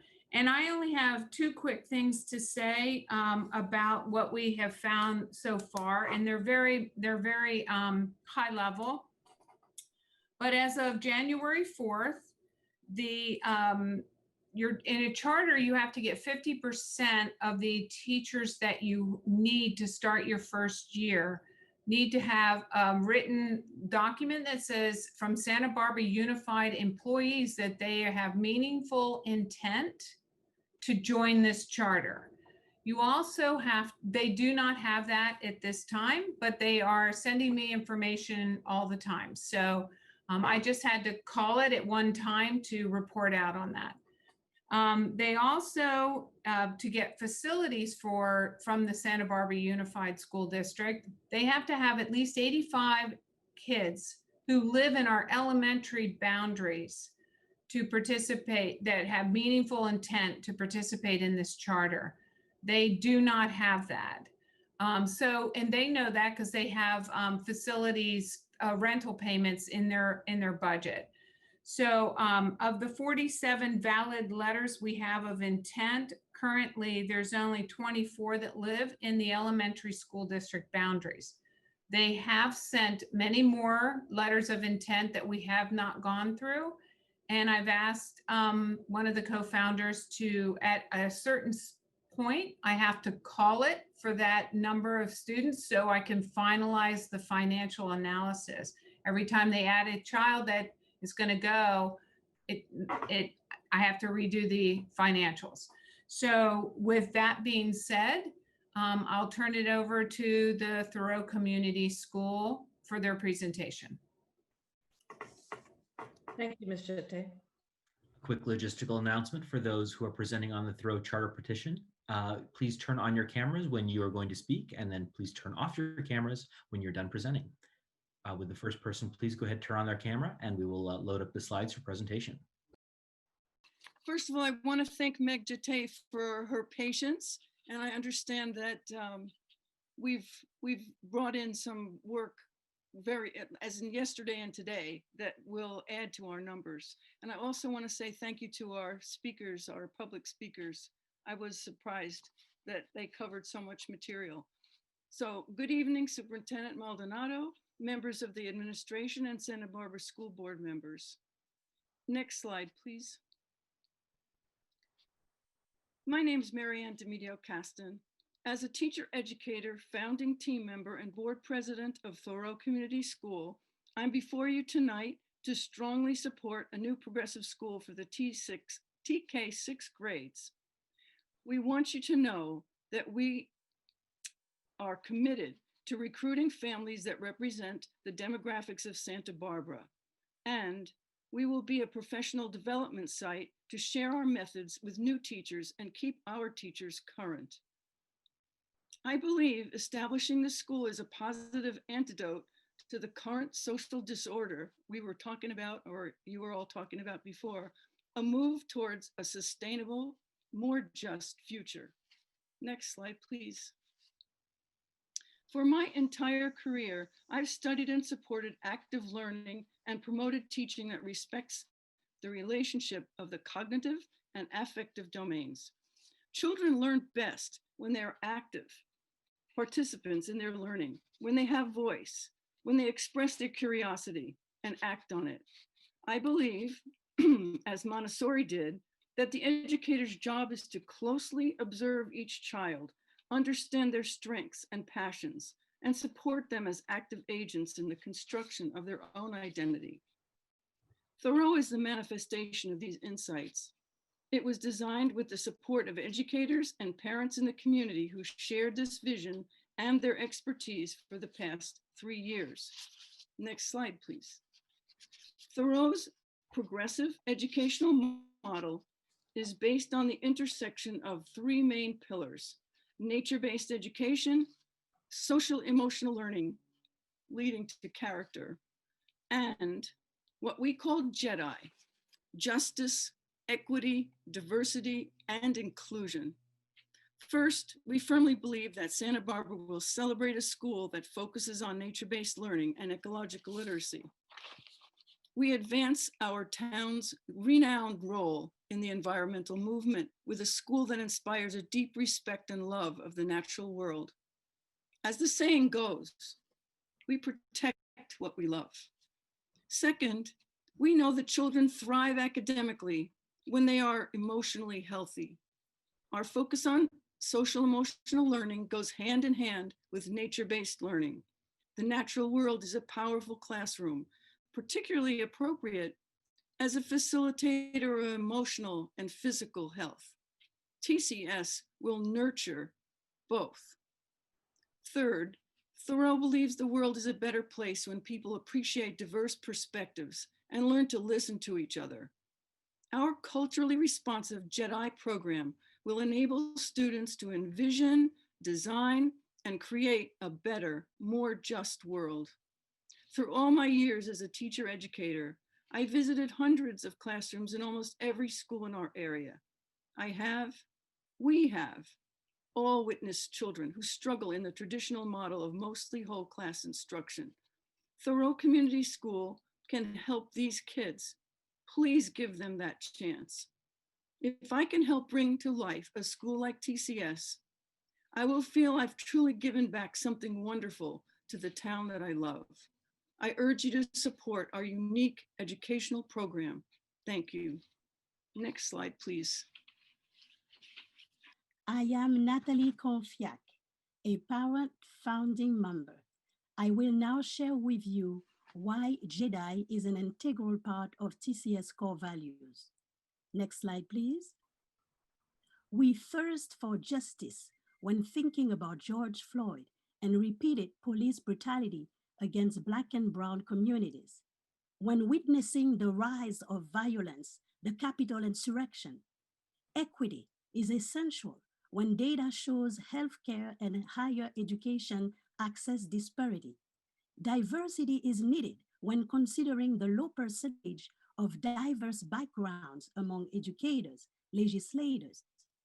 When witnessing ongoing various discrimination, we want inclusion for all, not only in words or papers, but with true policy change. Even I, a French Caribbean Black individual, experience daily microaggressions. This is not the world I want for my daughter. I want her to be a JEDI, a Earth citizen. JEDI is a social treatment requiring that new generation experienced it in a safe and rewarding place. And what better place than a school like Thoreau? I witnessed it with my daughter and her best friend, passionate discussions about children separated from their parent at the border. This open perspective is undeniably related to their being exposed to these JEDI principles when they attended progressive preschool and TK. Today, these options are unavailable or unaffordable in our communities. So please, let us build a school that will allow our children to grow as unique JEDIs, Earth citizens, supporting all lives regardless of their differences. Thank you. Next slide. Hello, my name is Lindsay Johnson. I am the TCS board treasurer and a mother of 2 boys who cannot wait to go to this new school. You may know me as the executive director of Explore Ecology, a local nonprofit and proud SBUSD partner providing environmental education throughout Santa Barbara County, including garden education and the management of 10 of your campus's school gardens. Next slide, please. I strongly believe in the vision for TCS and the strength of our founding team to bring this vision to life. TCS will be a school that fits right in with Santa Barbara, a school that takes full advantage of this beautiful place that we all get to call home. One that offers our children a nature and place-based education that promises to engage young learners with a rigorous educational experience while inspiring them to become active citizens in this ever-changing society. Our founding team has built strong relationships with a variety of nonprofits in our community, ranging in focus, area, and expertise, each helping to weave together the pedagogy for the school and the overall learning experiences for our students. This collaborative model excites me. I am not only interested in this school because of the work that I do, I know a great partnership will develop between Explore Ecology and the school, but because I can see my own children thriving in this school. My son is a nature boy through and through. He loves climbing trees and catching bugs. So how do I ensure that he is engaged with his learning? I want him to follow his passions and dive deep into learning what he is interested in. I believe that TCS will allow for that type of exploration while incorporating the required curriculum that will keep him thriving and in a competitive place among his peers. As both a parent and community partner, I look forward to continuing to support this innovative education model and bringing it to life here in Santa Barbara. Thank you all so much for your time. Next slide, please. Good evening. My name is Allison Turkish. I've been with the Thoreau founding team since its inception in 2017. I'm here tonight to discuss parent interest in our proposed school and talk about the importance of social emotional learning. Next slide, please. In the 3 years we've spent developing TCS, I've encountered wide-ranging support for our proposed school, from parents to educators to community members. You can see from the slide the aspects of our school that were most attractive to parents. Currently, my 2 children attend Santa Barbara Charter School. It and other local schools have wait lists for prospective students. I think it's clear that in our area, parents are interested in having more progressive schools. Social emotional learning has been a key component of our proposed school's philosophy since 2017, when we first started planning. And today, it is more important than ever. Children are born with the natural desire to learn and to explore, but children cannot learn properly until they know that they are safe. Social emotional skills are fundamental to academic success and to learning to make responsible decisions. Thoreau will make social and emotional learning an essential part of education. I wish all children could benefit from the intentional teaching of social and emotional skills. I want my children to attend a school full of happy children, children who are respectful of differences, yet have a strong sense of self, children who take care of each other, their classrooms, the campus, and the planet. Children who work on projects, experience the outdoors, go on many local field trips, because those things make their learning meaningful and relevant to their lives. Next slide, please. In conclusion, I think the time is right for Thoreau Community School As a former elementary school teacher and librarian, and as a current parent, it is my dream school. I would now like to introduce you to my 6 3/4-year-old daughter, Lauren, who created a flyer to explain TCS to children and adults. Next slide, please. We believe nature is good for children's brains. We want children to enjoy learning. We want children to learn at their own speed. We will have the best teachers.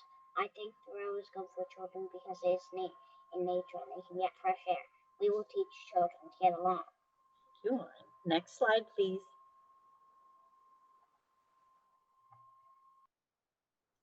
Buenas noches.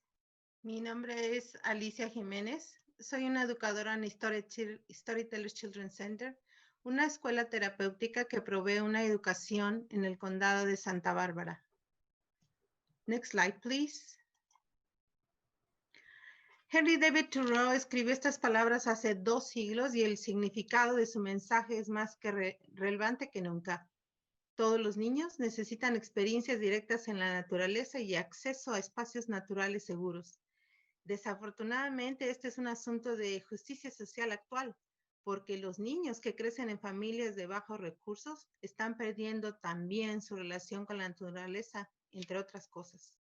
Muchas son las razones: pobreza, vivienda sobrepoblada, indigencia, vecindarios inseguros, escasez y acceso equitativo a lugares silvestres para libre exploración. Es por esto que nuestros sistemas escolares deben desempeñar un papel clave para facilitar el aprendizaje experiencial a través de la educación basada en el medio ambiente, para aliviar esta disparidad e inculcar a las generaciones futuras principios ambientales de sustentabilidad. Next slide, please. Más aún, los niños que han enfrentado experiencias traumáticas en su niñez necesitan el amor y la fuerza curativa de la madre naturaleza. Durante casi 20 años he visto la capacidad transformativa de la naturaleza en la educación de los niños y su bienestar físico y emocional. Durante 20 años he visto cómo los niños inquietos contemplan maravillados el reflejo de la luz del sol a través de las hojas de los árboles. He visto cómo los niños desarrollan un espíritu cooperativo cuando atraviesan un arroyo fangoso o al trepar un árbol. He visto también cómo los niños desarrollan una relación de amor y cuidado hacia los insectos, hacia las flores, hacia los árboles y hacia otras criaturas. Cultivar jóvenes con alta estima, autosuficiencia, solidaridad, compasión y sentido comunitario es inherente cuando ellos pasan mucho tiempo juntos en la naturaleza. Los exhorto encarecidamente a que aprueben esta petición de escuela. En la mayoría de las comunidades, modelos escolares como el que aquí se está proponiendo están poblados predominantemente por familias blancas y acomodadas. Es hora de trabajar por una educación equitativa. Next slide, please. I'm Elizabeth Blair, a founding team member and acting educational director, proudly representing a founding team, and even more so proudly tonight, with over 300 years of collective experience, serving over 30,000 TK through 6th grade children in local Santa Barbara schools. It would be my honor to help all of our dreams come alive as I lead the academic and instructional side of the school on a day-to-day basis. Next slide, please. As you have heard, our innovative school design will be a model for responsive, effective education. Tonight, I'd like to share 4 highlights. First, Thoreau aims to create a diverse and inclusive community that will celebrate positive interactions, attitudes, and behaviors. Additionally, our model is rooted deeply in culturally responsible pedagogy. Number 2, to deliver on our framework of JEDI, we will hire bilingual staff and teachers. We will have a facility easily accessible to families who represent SBUSD demographics, and we will adopt a lottery method with a higher weight going to those students who may be typically underrepresented. Number 3, we are committed to using experiential learning to inspire in our students a sense of wonder about the world, while building the habits and skills to master California Common Core state standards. Last, with a focus on social emotional health, we will nurture in our students a feeling of worth and a desire to care for others. I would like to conclude with a short message about our number of meaningfully interested students. We now have a combined total of 72 students and 7 teacher signatures. 45 of those are current elementary Santa Barbara students, and 27 will attend Santa Barbara junior highs and high schools. We have another 75 who have signed up online, and we will work diligently to get those forms to the district in the next week. By 21st century teaching means preparing students to be actively engaged in helping build a better world.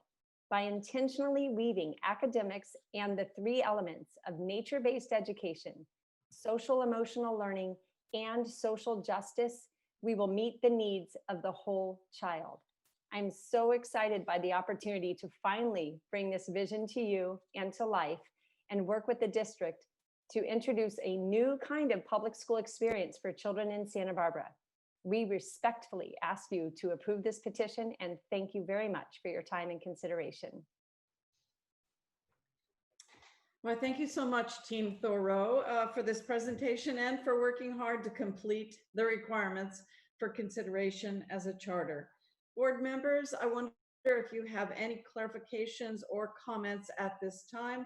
Of course, the school, proposed school will be working on their requirements, and also we will be looking very forward to the staff report. But I'll go through the board members just in case you have anything that you'd like to add or ask. Ms. Munoz.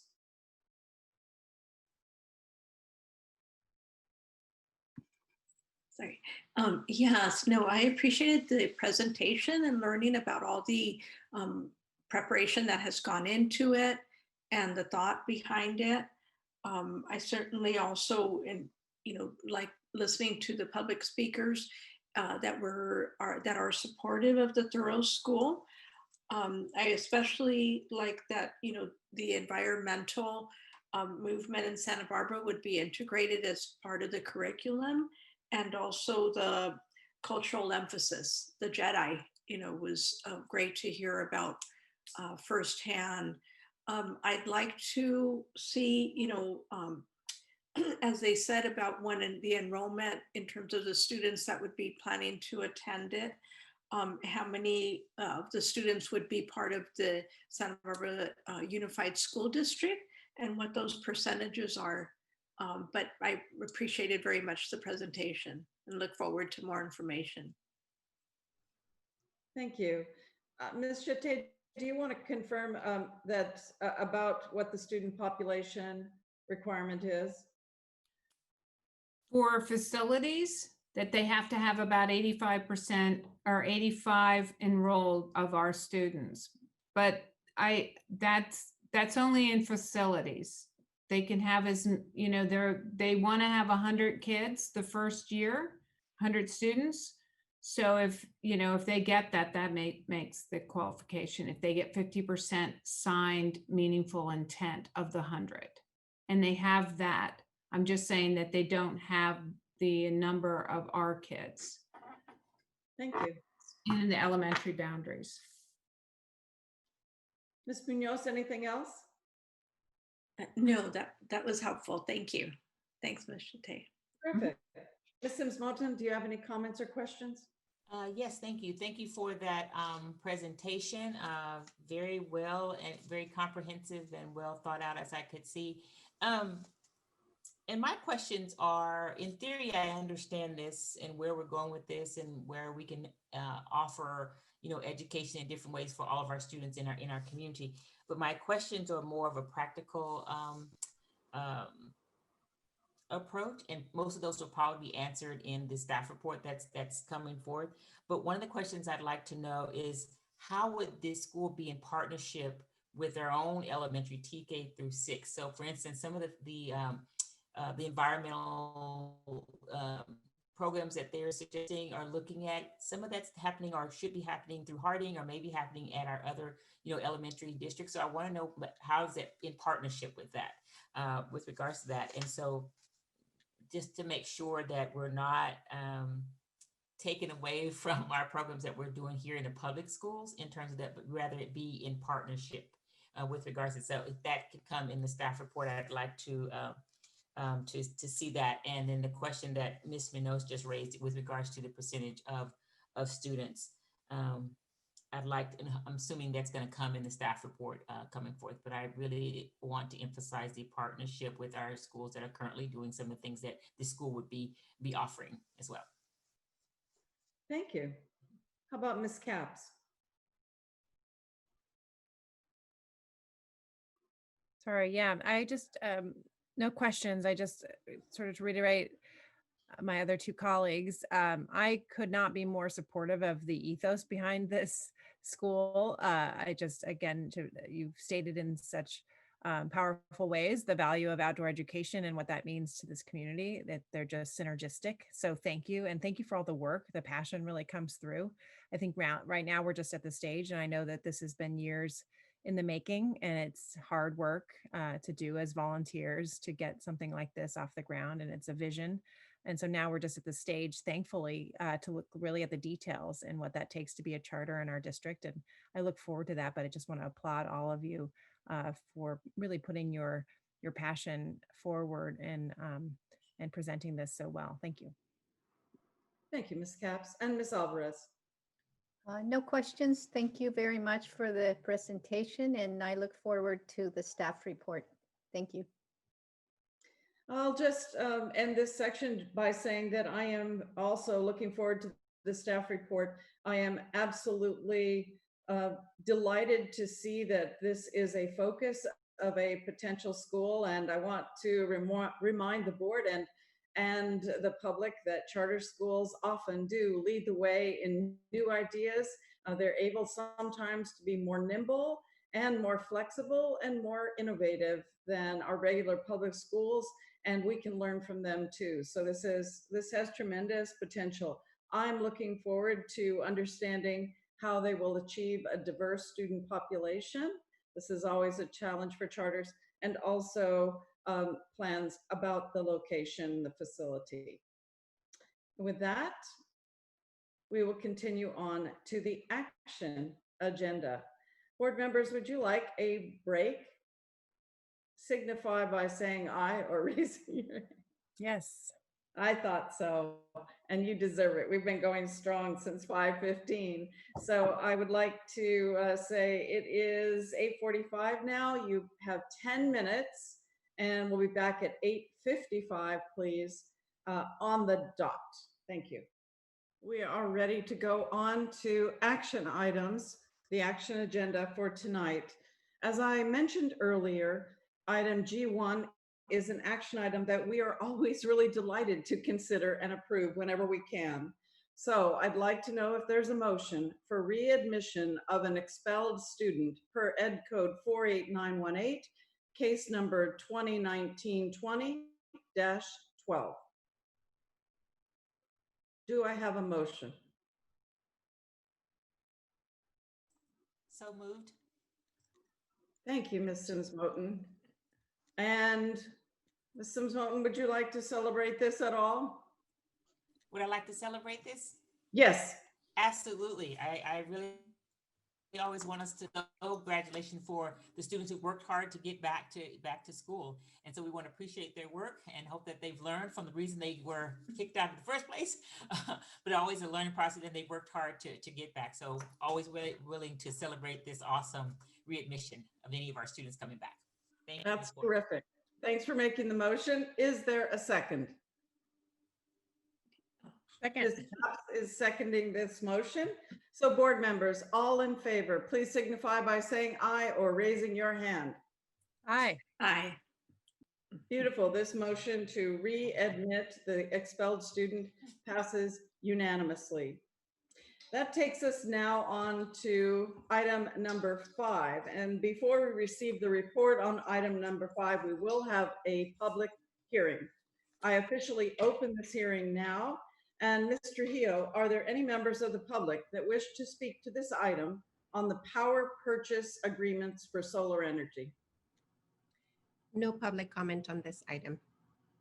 Then thank you. I will now close the hearing and continue with the report requesting approval for the resolution that will be introduced by Mr. Bizzolini. Good evening, board members, Superintendent Maldonado, and members of the public. When we last discussed our solar project in September, the board gave staff approval to enter into negotiations with NG Services USA for a power purchase agreement to install solar panels and parking structures on 14 of our sites and battery energy storage systems and microgrids at 6 of our sites. Next slide, please. After negotiating with NG, we landed on some documents that maintain the goals we set and identify a few changes. Sites and equipment that have changed slightly from the original proposal. At La Colina, the Division of the State Architect required us to put up a non-solar parking structure in an area of the parking lot that had existing ADA compliant parking. So we did an assessment on that, and it determined that it was actually less expensive to install the shade structure than it was to reconfigure our parking lot.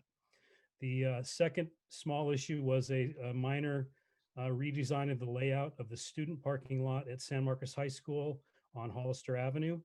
And that was due mainly because we have our portable replacement project scheduled, but because of the urgency of the solar project, we would not be able to complete that work ahead of the solar work, so that we decided to wait on that, and we'll be able to remove those portables at a later date. I would also like to remind the board that our PPA is currently still 28 years. We still have a 0% escalation factor for the entire 28 years for our energy costs. And we still have energy costs of 7.1 million that are going to be saved over the 28 years of the PPA. All the documents have been reviewed by the district and our legal counsel and SAGE, and we're comfortable with those, with the documents. Next slide, please.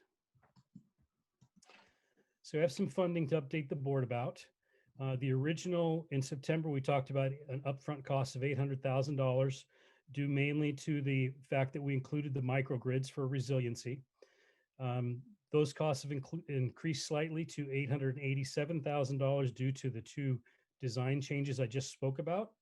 But they still will be paid over the first 7 years. So beginning in year 8, we will begin saving, as we originally talked about. We do have some other upfront additional costs, 1.2 million in project development costs. These were originally going to be financed by the PPA. I'm happy to report that with negotiations, we were able to get NG to agree to reimburse us for those funds. So we will get those back when the construction project is completed. You can see the bullet items of the things that are included in that.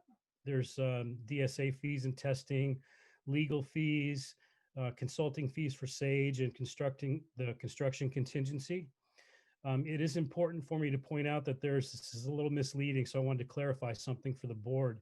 In December of 2019, the board already approved the beginning parts of this contract for SAGE for $297,000, which basically gets us up to the point we are right now.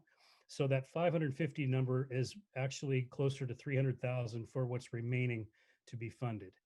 I'd like to remind the board that going with solar is meeting some financial goals by saving us our 7.1 million over 28. But it's also important because it's offsetting our energy and our reliance on Edison by 90% at our schools. We're reducing our carbon footprint, which everyone knows is very important. We heard a speaker earlier today or this evening talk about the regional goals for carbon footprint and sustainability. So we're happy that we're getting to that point. At the September meeting, staff was directed to identify the funding sources for these upfront costs. So we are recommending to the board that we use contingency funds from measures I and J, and then we will reimburse those same funds when they're returned to the district. They will go back into those respective bond budgets. Next slide, please. The contract documents that you saw in your packet are intended to be templates. Because we had so many contract documents for all the different schools, it would have been really cumbersome for you to try to go through them all. So what our lawyers came up with was these templates. So we have a separate PPA for each of the 14 sites that will getting solar and parking shade structures, which includes their easements. And then we have one performance services agreement that covers all 6 of the sites that will be getting battery storage and microgrids. And it also guarantees the performance of all of our solar panels at the other sites. At the end of this presentation, we are going to ask the board to approve moving forward with this project without going back to the board for a final approval. By that, I mean, we would like you to designate the superintendent to execute these contracts once we have the templates in finished form. And to clarify on the templates, all of the contract details will stay the same. The parts that will change would be the details that are specific to the site. So its name, obviously its location and address, things like that. And then just details about the particular project, number of panels per se. So all of the legal parts will stay the same between us and NG. I have representatives from Sage Energy and our legal counsel are available tonight if there are any questions. So I wanted to take the opportunity right now to give the board a chance to answer a few questions before we get to the approvals to see if you have anything that I can answer for you. Thank you, Mr. Vizzolini. Let's see what the board is interested in finding out more about or has any comments on. Ms. Munoz, please.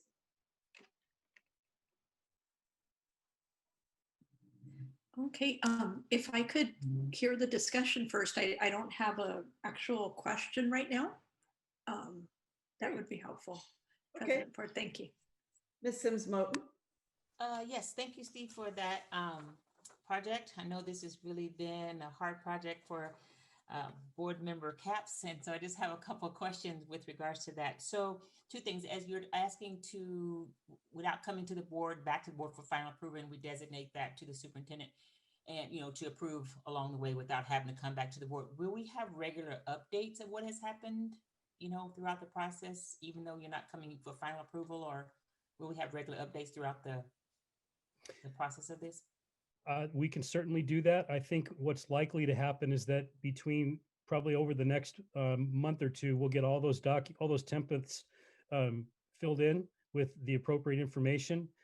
We could probably do that if you'd like. If we're not going to come back to the board, we could do a Friday letter or a weekly memo with the superintendent to fill you in on exactly where we are with that. Yeah, that would be great if it could just be part of the regular process, not to add any extra work on there. And then my second question is with regards to using the contingency from measures I and J.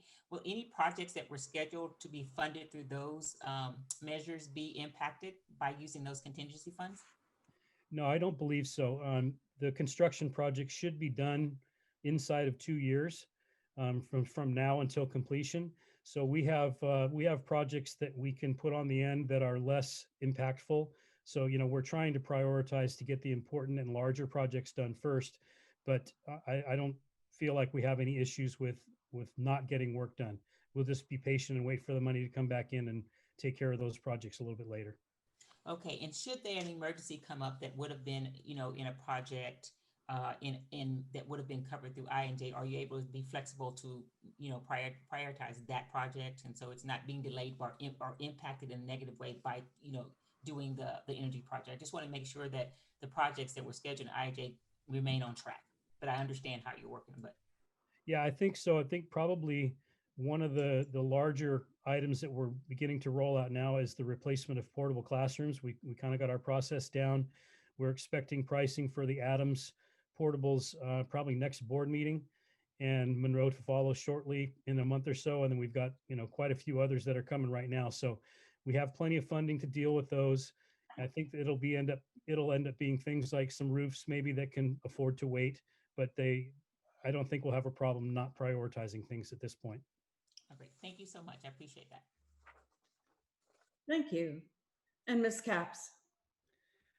Yeah, I just want to thank you, Mr. Vizzolino. I mean, this is so much work, and also thanks to NG and to Stage. I know we were due to have this discussion in December, but due to COVID, we had too much. And so we're moving forward now. And I just, again, it's so helpful to see the numbers on our screen of this massive savings of $7 million and the complete reduction of our electricity use. I mean, I think we're at 100% fossil fuel reliant or nearly right now. So to get to this is to say the word transformative is an understatement. And just to point out, I mean, this is we've, there's some national attention to what our school district is doing now. I was reached out by the Aspen Institute to participate in a panel this week with the former Secretary of Education, John King, about what we're doing here. So I just want to say thanks all around to the team, because a lot of work has gone into this already and a lot of work will go in.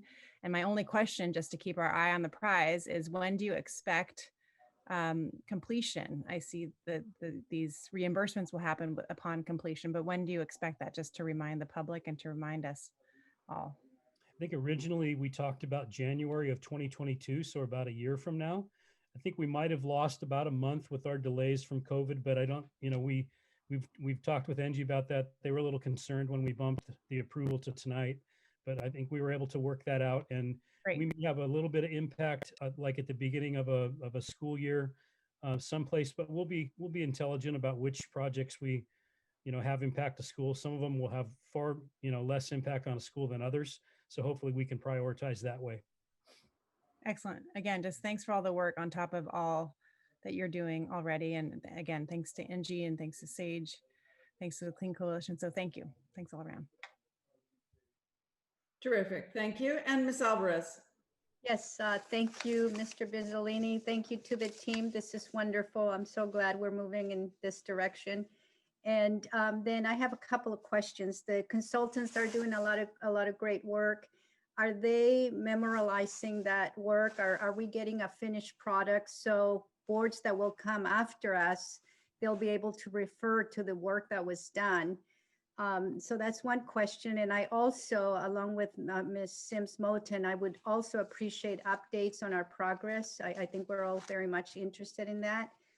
And then just a clarification on slide number 3. Do I hear you correct that you're asking us for approval to increase the consultants up to 550, since the board had already approved up to about 300? Is that right? I'll address that question first. No, I was trying to clarify that, and I thank you for your email asking about that. So that was, if I had to do that over again, you wouldn't see that 550 there. You would see 305 or whatever the balance is. So we are not asking for an additional 550 above the already agreed upon 297. No, you're asking for a total of 550. Is that right? That's correct. Yes. Yeah, that's what I thought I heard you say. Thank you. And what was your first question? I apologize. The first question is that if we are getting reports from the consultants on all the great work that they are doing, so that boards that will come after us will be able to refer to this work, that we have some kind of a record of what all the work that was done, that was completed. Absolutely. So we have everything to date has been documented by SAGE. They will also be participating with us for many years to come, because part of their consulting fee is to ensure that Engie makes all of our systems continue to work as they're designed and they perform properly. So there are parts of their contract where they will still be involved with us down the road a ways. So we will be able to have a finished report, and we should be able to see annual reports that show how we're performing and what our savings looks like. So I'm confident we'll be able to do that. Great, thank you. Thank you very much. And Ms. Munoz, do you have any questions? Right, no, just a comment more than anything, Mr. Bizzolini. I appreciate the presentation. It's very thorough. Since the beginning of this, it's very exciting to be a part of this and seeing how we're going to reduce, our carbon footprint as a school district.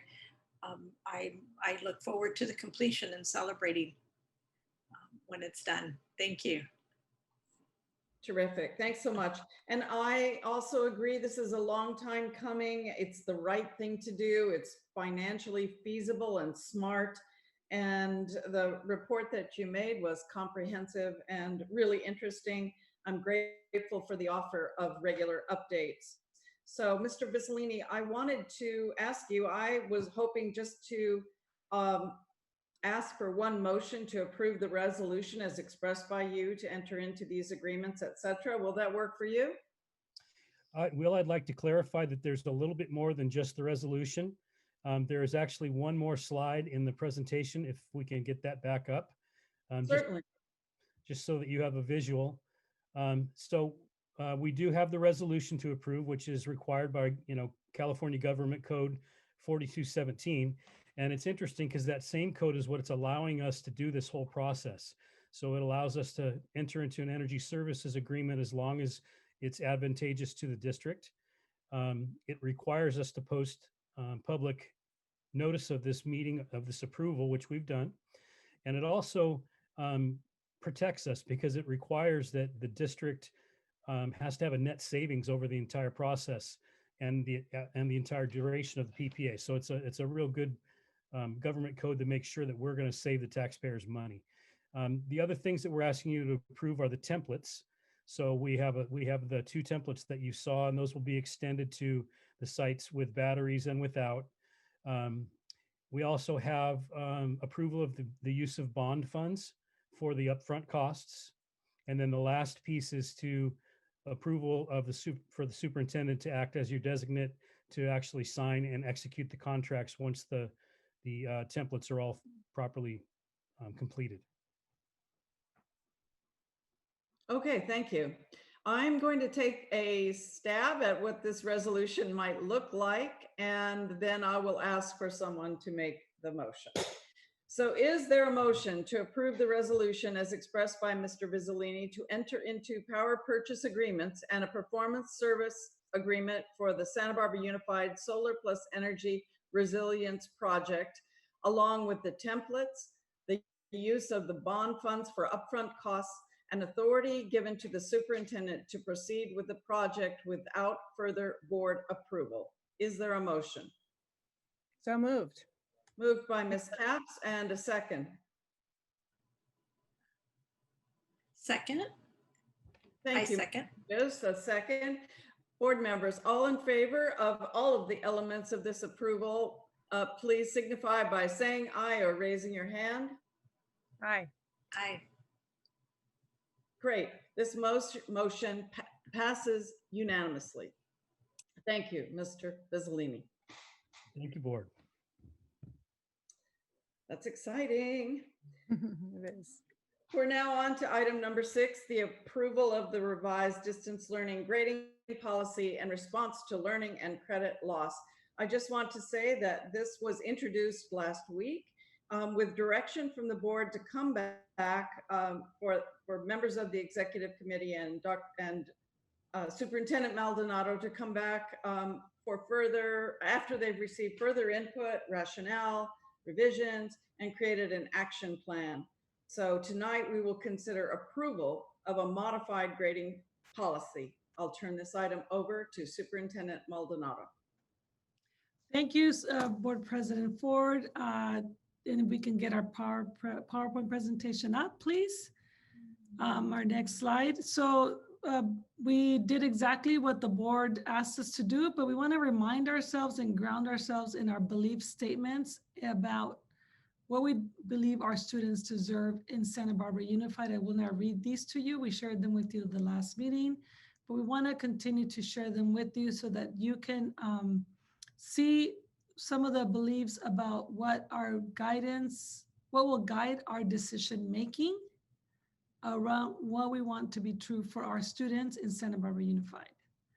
And as you may recall from our last presentation, much of this work is couched in many of the things we have done to really look at the outcomes for students and the disproportionality of some of those outcomes. Next slide, please.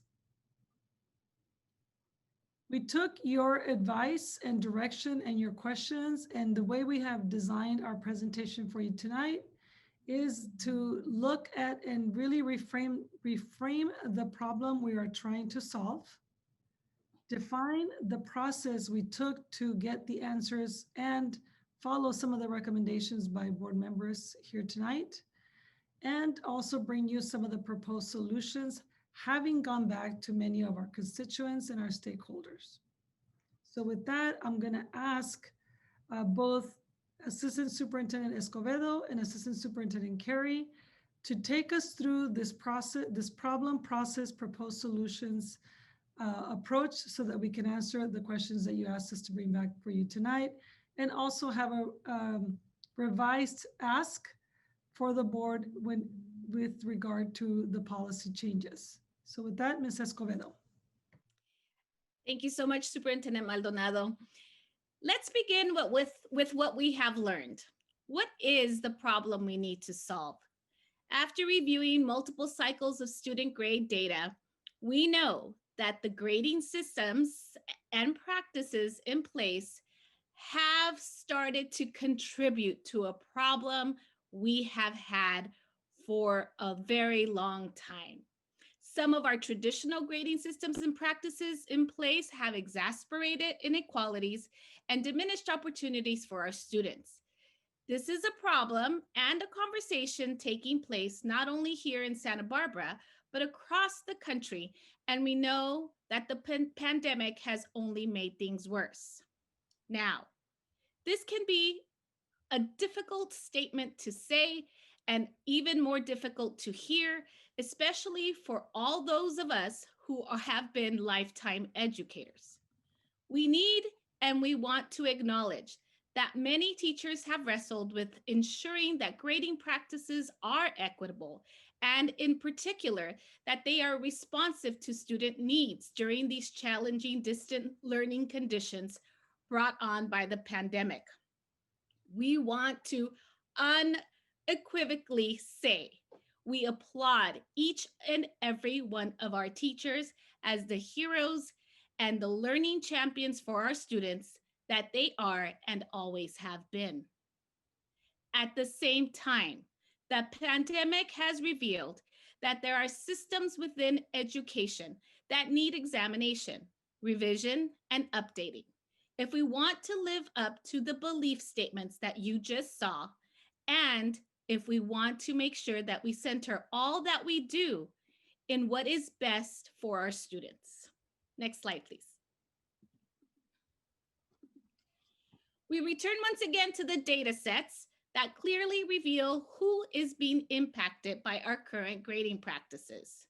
Here is the elementary data for the first trimester reporting period, and it shows that roughly 1/3 of our elementary students are receiving ones in 3 or more academic areas. What this data clearly is showing is that when we drill down by ethnicity group, there's a significant disproportionality. 85% of the students with 3 or more ones are Hispanic Latino, though they make up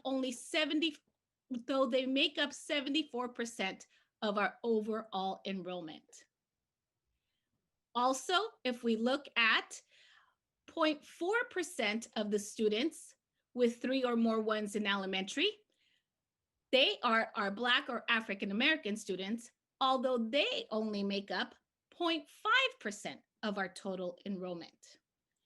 In elementary grades, there has also been a 10% increase in the number of students receiving ones as compared to the same time last year on the same first trimester report card. Next slide. This data set shows us the breakdown of students receiving 3 or more ones by language, poverty, and students with disability subgroups. Here we notice again the disproportionality in each of the subgroups, starting with the language subgroup. 49% of our elementary students receiving 3 or more ones are English learners, with 35% total enrollment of our English learners. 38% of our English only students with 3 or more ones are 47% total enrollment, and 8% are reclassified students with 13% total enrollment.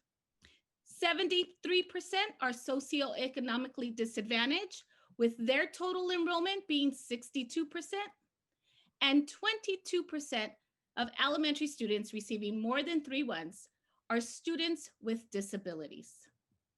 We used all this data to help guide our questions and frame our thinking for our next steps. And now to share the data for our secondary schools, I will hand it off to my colleague, Sean Carey. Good evening, board, and thank you, Ms. Escobedo. For secondary students, the data shows an increase in the number of students not passing courses. That's signified by an F grade, and these are grades from Mark 3. It's a mid-November progress report grade or quarter grade for high school students. This data we're looking at is for Fs only, and specifically 3 or more Fs. In the past, we've looked at data for Ds and Fs combined. As we look at this data, it shows that among students with 3 or more Fs, 12% are white, and white students comprise 36% of student enrollment. 85% of the students with 3 or more Fs are Hispanic, and Hispanic students make up 55% of overall enrollment. Less than 1% are Asian and African American, and they comprise 3 and 1% of enrollment respectively. And finally, 1.5% of students with 3 or more Fs identify as another race or ethnicity, and they make up 5% of enrollment overall. So as with ethnicity, we're seeing, as with elementary data, we're seeing disproportionality by race and ethnicity. When we look at other student groups, next slide, please. Specifically, student groups organized by language status, socioeconomic status, and disability status, we see that of all students earning 3 or more Fs, 69% speak a language other than English in the home, while EL and RFEP students comprise 43% of enrollment. 3/4 are socioeconomically disadvantaged, comprising just under 1/2 of our student enrollment.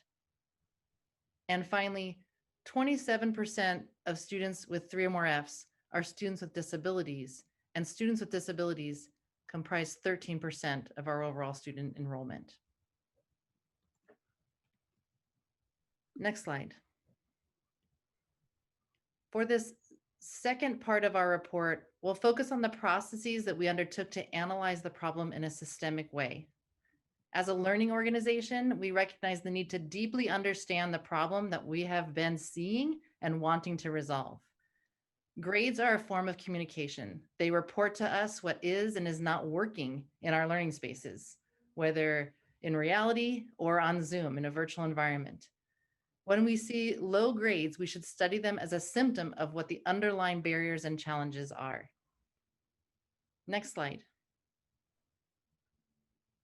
Learning begins with openness.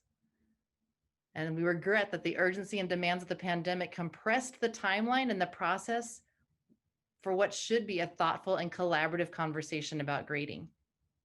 Nevertheless, we worked diligently to engage stakeholders to the extent possible in response to the initial timeline.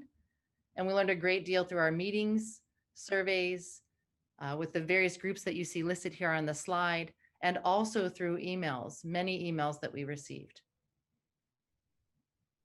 One of the lessons we learned is the recognition that a topic of this importance and impact demands and deserves a timeline that allows for a more thorough process moving forward. Next slide. Another lesson that emerged from listening to stakeholders is the importance of situating the grading conversation in the broader context of the learning landscape. We want to reiterate that grades are both high stakes and at the same time just one measure of student learning, growth, and well-being. There are non-instructional components that are critical to making learning possible. You can see those laid out on the bottom of this slide as the foundational elements for learning. And then the academic program itself is organized here according to the foundational questions posed initially by DeFore. What is it we want students to learn? Which we see addressed by instruction and curriculum principally. What do we do when we identify that they aren't learning it? Which we see here identified as supports. And how do we know that they have ultimately learned? Assessment. of which there are various forms. These factors are interrelated, and all of them that we've addressed so far in this presentation apply throughout our TK-12 system. What's important for this report and for this moment is to acknowledge that our analysis of student grade data has reaffirmed that the outcomes that we've presented tonight and that we have been presenting show up as well in the improvement plans that we have brought forward to the board in recent months, such as our learning continuity plan, our META plan, and our plan to respond to the significant disproportionality that was identified in our district. So as we look again at these expressed outcomes, we have learned that we need to respond differently if we want to get results that are different from the ones that we've been seeing. The problem is not new. It did not start with the pandemic, though it was worsened by and revealed by the pandemic. And so we need to implement these plans with fidelity and with continued collaboration with all of our stakeholder groups in order to achieve the different outcomes that we seek. Next slide, please. We're going to move to a portion of our process that focuses specifically on secondary grades because there's layers of complexity that are particular to grading in secondary schools. The move to standards-based grading in secondary schools is a more novel construct than in elementary grades, and secondary grading policies must effectively articulate with a broad array of external entities. Because of these layers of complexity, we sent an informal survey to secondary certificated staff during the past week to collect input about some notable grading policy features. Out of a total 511 secondary certificated staff members, we consistently received over 400 responses to each of 6 questions. And I'll use this first slide to point out that the rating scale runs from 1, which is for strongly opposed, 2 is oppose, 3 is support, and 4 is strongly support. So we'll see that same rating scale on these next 6 slides. When teachers were asked, to what extent do you support issuing no credit instead of an F grade for the end of the first semester, which is coming up this Friday, 80% were in support in response to that question. Next slide. For questions 2 and 4, we wanted to poll for whether or not there was a significant difference of opinion among staff with respect to the timing of possible implementation. So in this case, when asked, to what extent do you support issuing no credit instead of F for future terms, 77% of staff indicated support. Next slide. This next pair of questions represent an inquiry into the letter grade of D. In response to the question, to what extent do you support the elimination of the D letter grade for the term ending now, January 15th, roughly 20% were in support and 80% were opposed. And as we look at the next slide and inquire, ask the same question as pertains to future academic terms, we see 25% supporting and 75% opposing. Next slide. Given some of the initial responses to the grading policy proposal, we recognize that the informal survey afforded us an opportunity, even in a preliminary way, to feel out teachers' interest in exploring new approaches to grading, potentially approaches that would represent a departure from the traditional 0 to 100% grading scale as aligned to A through F grades. And when we asked teachers, to what extent do you support pursuing a competency-based approach to grading using a 4-point grading scale? Roughly 60% of certificated staff told us they supported pursuing that concept. Next slide. This final question asks about a practice that has been adopted by some Santa Barbara Unified teachers already, as well as at least one Southern California district. It's the practice of substituting a score of 50 instead of 0 for missing assignments, and 46% of certificated staff were in favor or supportive of this suggestion. Next slide. On this slide, we see a summary of the quantitative data that we've just reviewed as resulting from the certificated staff survey. I'll also point out that we administered the same survey to our superintendent's task force, which is a much smaller sample size, but you can see the responses there. And those are rates of support. So again, that combination of support and strongly support. I also want to point out that the survey did allow for open-ended feedback. And in the secondary certificated staff survey, we received a total of 226 comments, with particularly thoughtful and illuminating comments in response to these last 4 rows here, the questions 3 through 6 about elimination of D, 4-point grading scale, and 50s instead of zeros. Next slide. Continuing the theme of qualitative feedback, which we all equally value with quantitative feedback, we have an amazing opportunity on a monthly basis to meet with a student advisory group, and those students too had an opportunity to examine the data, reflect on the picture that the data presents, and make specific suggestions to us about supports. Specifically, we asked students what messages they had for students, families, and staff. And because their words say it best, I will read a sampling aloud of their comments. Students wanted to be able to tell other students that we should be normalizing asking for help. We're all struggling. Reaching out for help, whether it be in life or in school, is something completely okay and supported. Students' message for families is to really be there for your kids, especially during the pandemic. Ask them how they're doing and how they can improve their grades. Check in if they are doing okay mentally. And the messages students wanted to send to staff, all kinds of staff, teachers, counselors, administrators, is to practice flexibility and empathy, have office hours and make sure students know when teachers are available, reach out to students early when they see grades starting to slip, and give teachers information that they can give students that will give them resources they need to do well in school and to stay mentally well. Many thanks to our students. Next slide. This slide summarizes the input and conclusions that we've arrived at since last week and the initial sunshining of the policy, which resulted in the feedback that there was frustration with the process and timing, even as some expressed appreciation for the intent behind the policy. And the presentation of the high-level policy language, independent of context, reinforced just how important context and specificity is in understanding root causes of the problem, as well for the underlying rationale for the policy and how it should be applied specifically. The initial conversation opened the door to many other conversations, which are ongoing as we speak.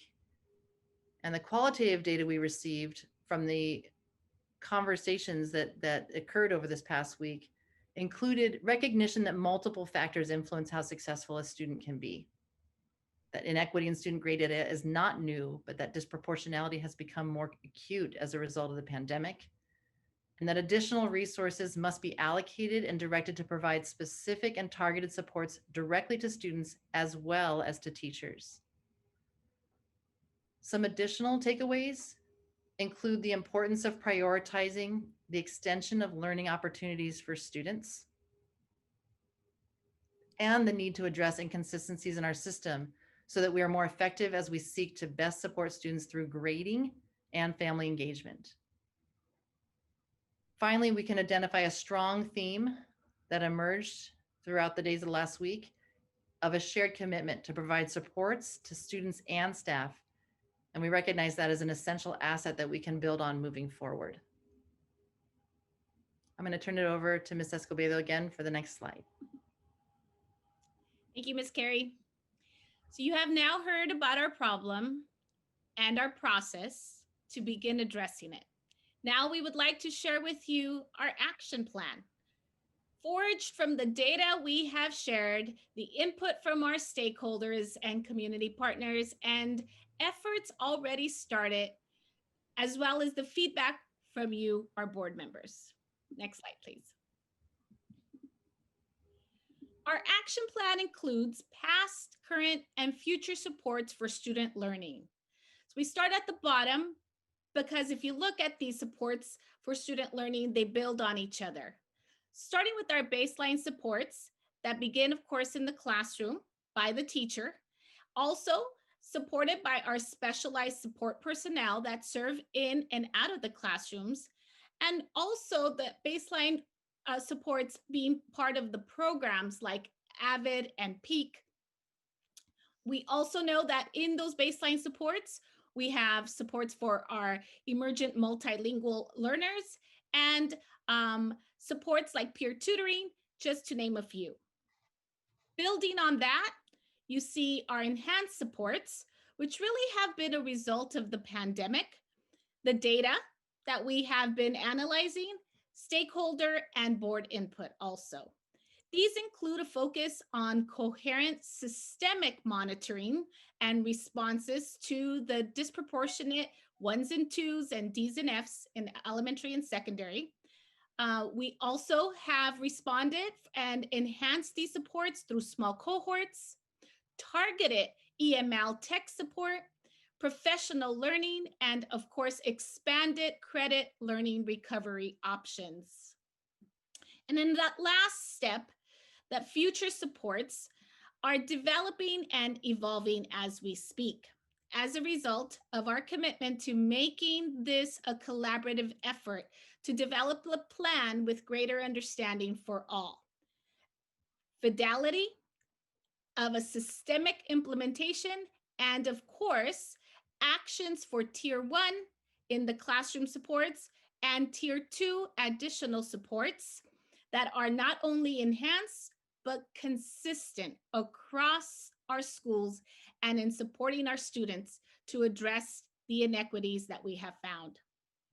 In collaboration with our stakeholders and guidance from our board and our improvement plans, such as META and the multi-tiered systems of supports, and of course our LCAP, just to name a few, we are well prepared to move forward. Next slide. What you will see in this next slide, as we continue talking about this action for support for students, you see this blank action plan template that we created to ultimately serve as a comprehensive and cohesive guide. As you can see, it is inclusive of all of our stakeholders, as well as district level responsibility, actions, timeline for those actions, and expected student impact. We have used this template already with our stakeholder groups and our task force groups, and have already collected valuable input in this past week. Our next slide shows you some sample actions that we know, and we know that this will be an ongoing process and work in progress. Here are priorities that ensure a two-way vertical communication, consultation, and feedback with stakeholders, as well as maximizing on the good practices already in place.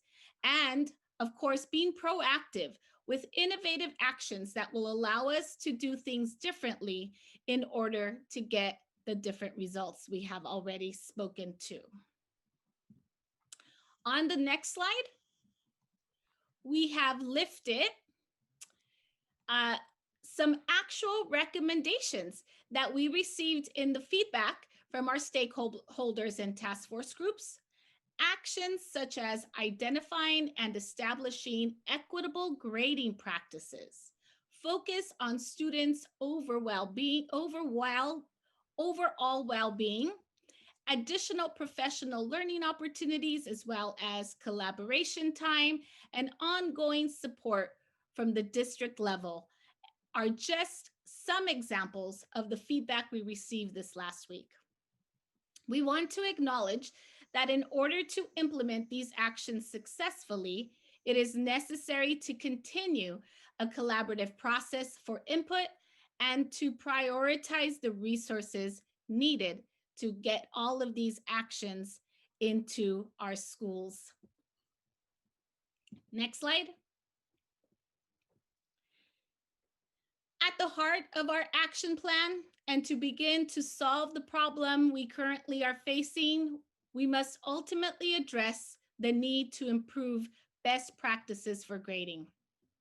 Among the many necessary actions we need to take, these three are the ones we are prioritizing TK through 12th grade as the responsive steps towards more equitable grading practices. 1, notification to parents and guardians of students who are in jeopardy prior to final grades being given. 2, opportunities for students and parents to meet to discuss specific concerns and the supports, as well as extended opportunities to achieve the proficiency. 3, specific targeted interventions offered and documented prior to issuing a score below a 3 in elementary or below a C in secondary. In some cases, these steps are already taking place. This is an opportunity for us to improve and enhance these 3 steps systemically. I will now hand it back to Ms. Carey for our closing slides.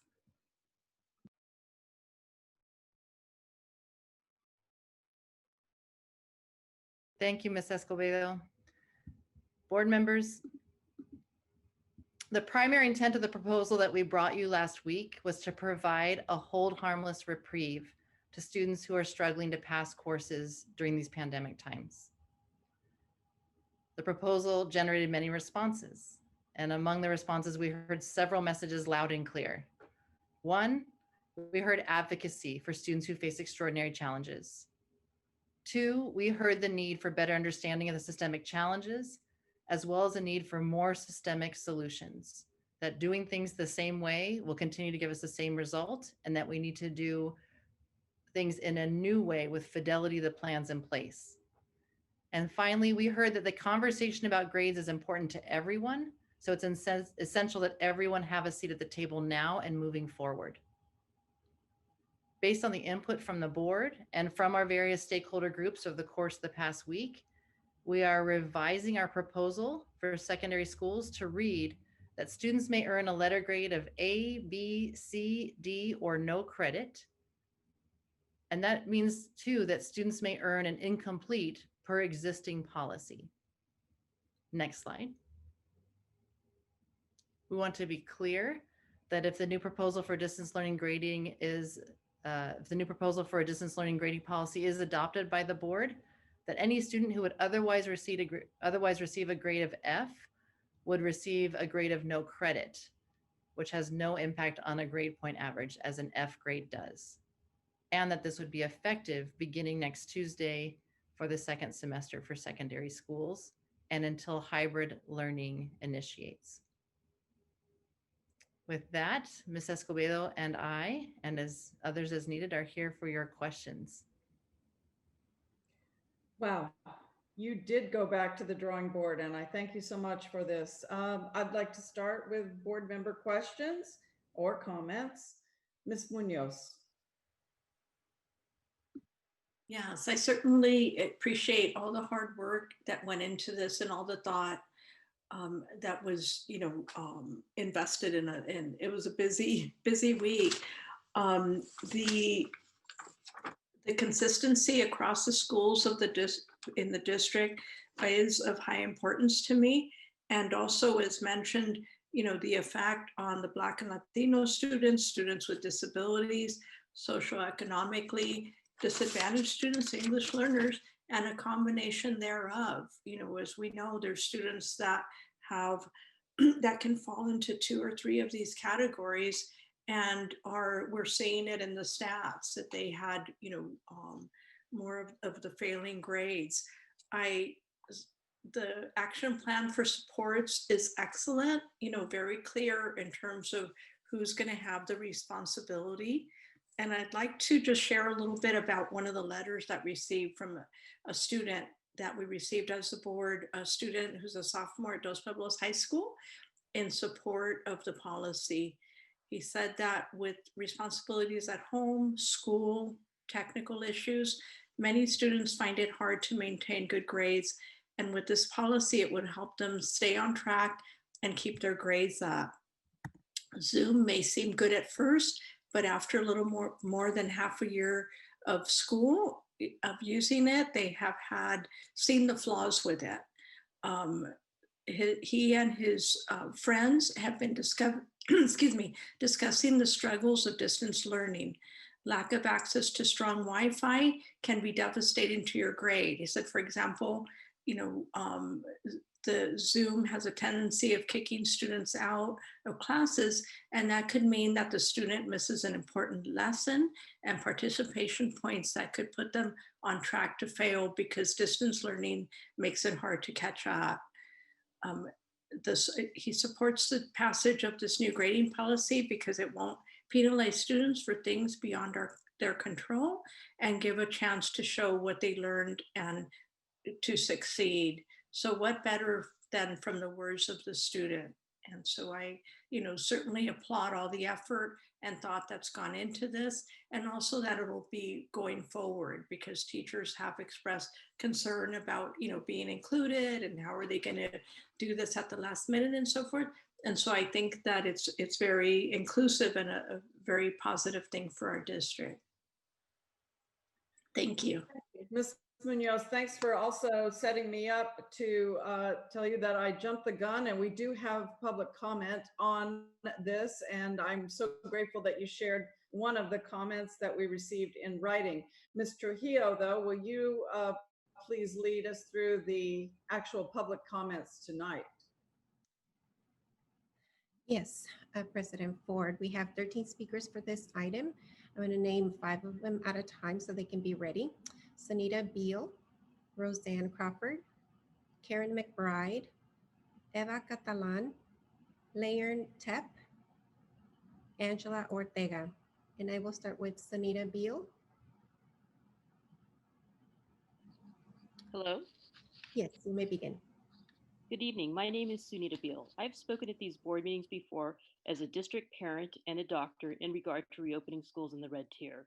Tonight, I would like to again discuss these pandemic conditions and how it impacts the future of our schools. We are in the purple tier and likely to remain in this tier through February. There is a vaccine, but it will take months to administer to everybody if the majority of people agree to receive it. For this and other reasons, the World Health Organization announced yesterday that we are not going to achieve herd immunity against COVID-19 by the end of 2021. Right now, the vaccine is only being given to people 16 and older. That means that the overwhelming majority of our students can be infected by and carry active COVID-19 infections for longer periods of time. If we don't have herd immunity and we have unvaccinated adults in our midst, then we can still expect to have infection control procedures in place in our schools this coming fall. Tonight, we're discussing a significant increase in failing grades across all schools. While many factors may be contributing to this, it is clear that our current system, distance learning, managed by individual teachers and individual schools, is a big part of the problem. What we need is not just a fix, but a reboot of how we approach education this pandemic. I'm just going to go off script for this. I saw the presentation and I see what you're saying. This grading policy does help students that are at risk. But the bigger question is what are the students learning? This pandemic has gone on and it's going to continue on.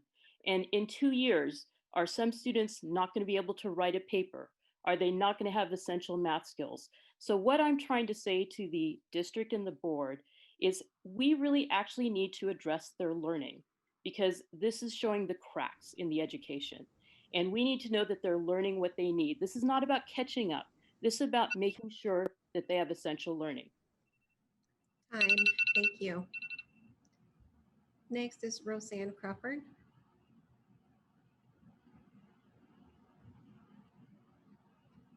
Hi, sound check? Yes, go ahead. Thank you. I'm so glad I can finally say something positive this evening. Well, I guess I started positive. Sorry, it's late. I'm really glad you left the D grade in. This is a compromise, and I feel that it maintains the integrity of the grading system and the units we measure progress by. also won't hold a student back that maybe will never go back to take the class.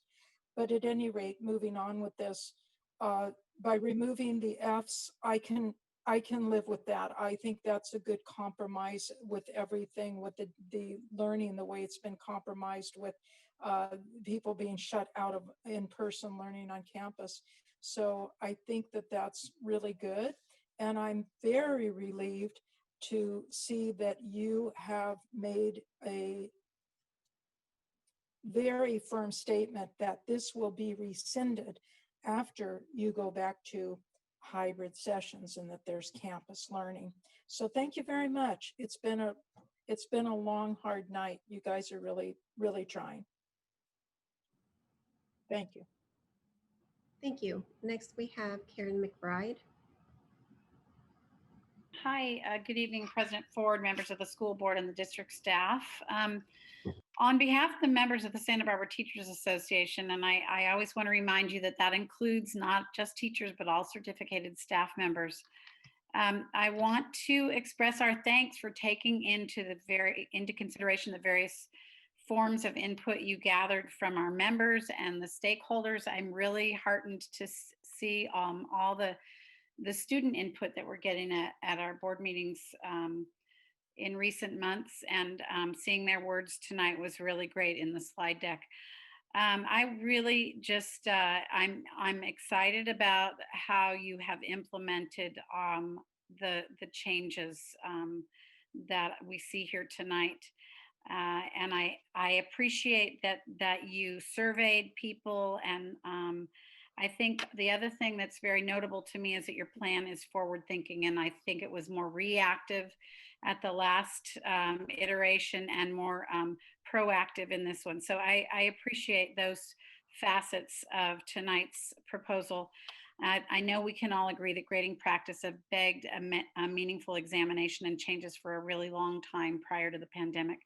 So I just want to make a couple of comments about details in the slide deck that I think are aligned with the district's the district's belief statements that you had early on in the deck. Please be mindful of funding for these changes. And you know, I know Ms. Escobedo said this at the last, towards the end, to prioritize the resources. A comprehensive and effective change to the grading system is really about student success, and therefore it's about staffing and programs of support. So if you're talking about changes that require staff training, please make sure to fund it and schedule it adequately. And when talking about future supports that are suggested, I urge that these should not be tied to site budgets in a manner that create inequities across the district, because we all know that we look at different school sites and see different things going on. So that really, those are my key points. I really appreciate the work you did, and thank you for your time tonight. Thank you. Next, we have Eva Catalan. Hello, can you hear me? Yes, go ahead. Hello, school board members. My name is Eva Catalan, and I'm the Youth Wellness Coalition Manager with Future Leaders of America. And I'm here to support the new grading policy. Working with first-generation youth, they have expressed how stressed virtual learning has become. They feel that teachers are giving them a lot more assignments in place of instruction. Therefore, students are left to teach themselves the material and going to sleep past midnight to finish assignments. Handing out more assignments does not take the place of teaching, and if anything has made this time more difficult.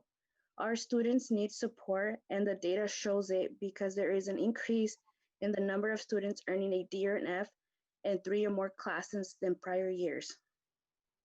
This new grading policy takes into account that the various factors that affect students from being successful, especially during this time. I am here to urge you to pass this new grading policy. Thank you.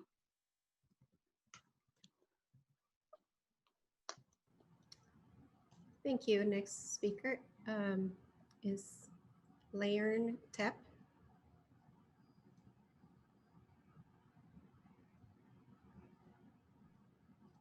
Hi, can you hear me?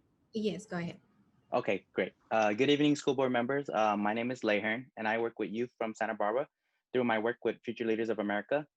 I'm here in support of Santa Barbara's new grading policy, Other school districts have already passed something similar to this policy, and I feel it would only be beneficial for the students and families of Santa Barbara as well.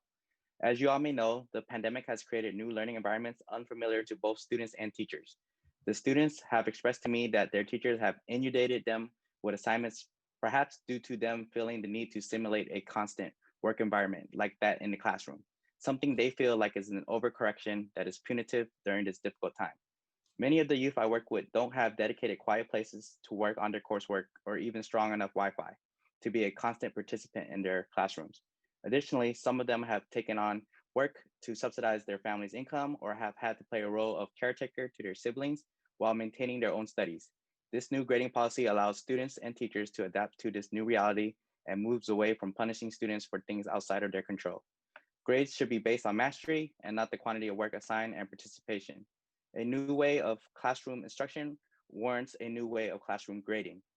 Please adopt this new grading policy and help put our students in positions to succeed. Thank you so much. Thank you. Our next 5 speakers are Angela Ortega, Elizabeth Ceballos, Luis Catalan, Ivan Esparza, Olivia Carranza. We'll start with Angela Ortega. Hi, my name is Angela Ortega, and I'm a sophomore at San Marcos High School and a youth leader with Future Leaders of America. I'm here today in support of the new grading policy. If this new grading policy passes, it'll be a huge help to many students. School has never been easy, but with distant learning, teachers just keep piling up an overwhelming amount of work to complete in such a short time period. Students are capable of learning the material, but teachers don't understand. We just need more support, not more work. Many of my peers, including myself, go through so many sleepless nights trying to complete all of our assignments on time.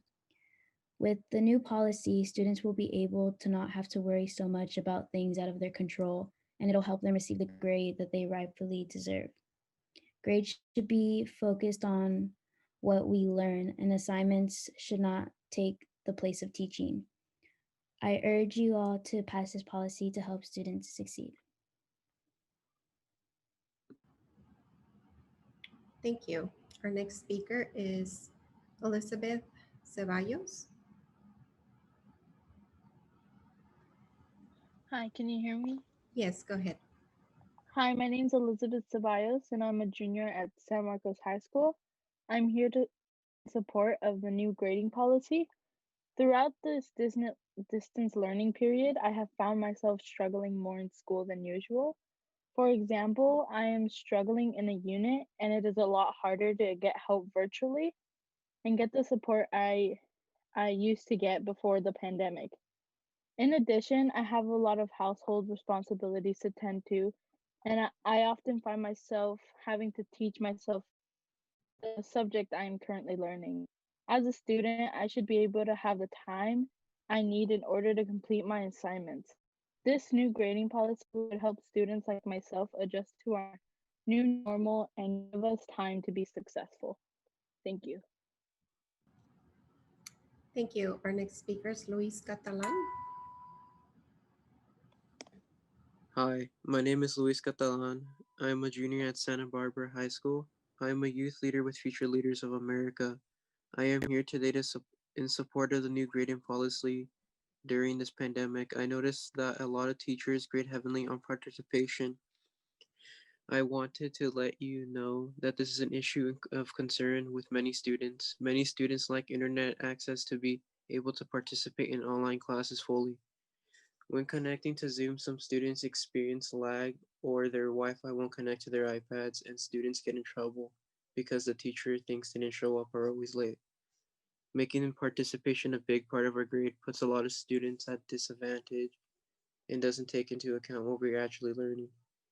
Instead, we are graded on if we have good internet connection. This grading policy takes into account all the issues we are going through during this pandemic and focusing on what we learn, not the number of assignments we do on our attendance.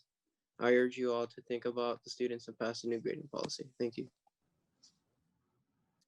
Thank you. Our next speaker is Ivan Esparza. Hello, can everyone hear me? Yes, go ahead. Yeah. Hello, everyone. My name is Ivan Esparza. I'm a junior at San Marcos High School.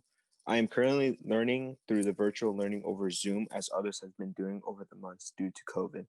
I will say that I am very overwhelmed with my schoolwork and I've seen it impact my friends as well, and it shows in our grades. I am here today to show support to the new grading policy. Over the months, since students began the process of virtual learning, I can say for everyone and for myself that we were not accustomed or ready to receive the amount of busy work we were given by our teachers. It has gone to the point where it seemed that we, the students, had to teach ourselves and be overwhelmed as well as stressed with the additional work teachers are unloading on us. I'm here today support of the new grading policy because I know that many people, including myself, are stressed about our grades, especially in these harsh and hard times.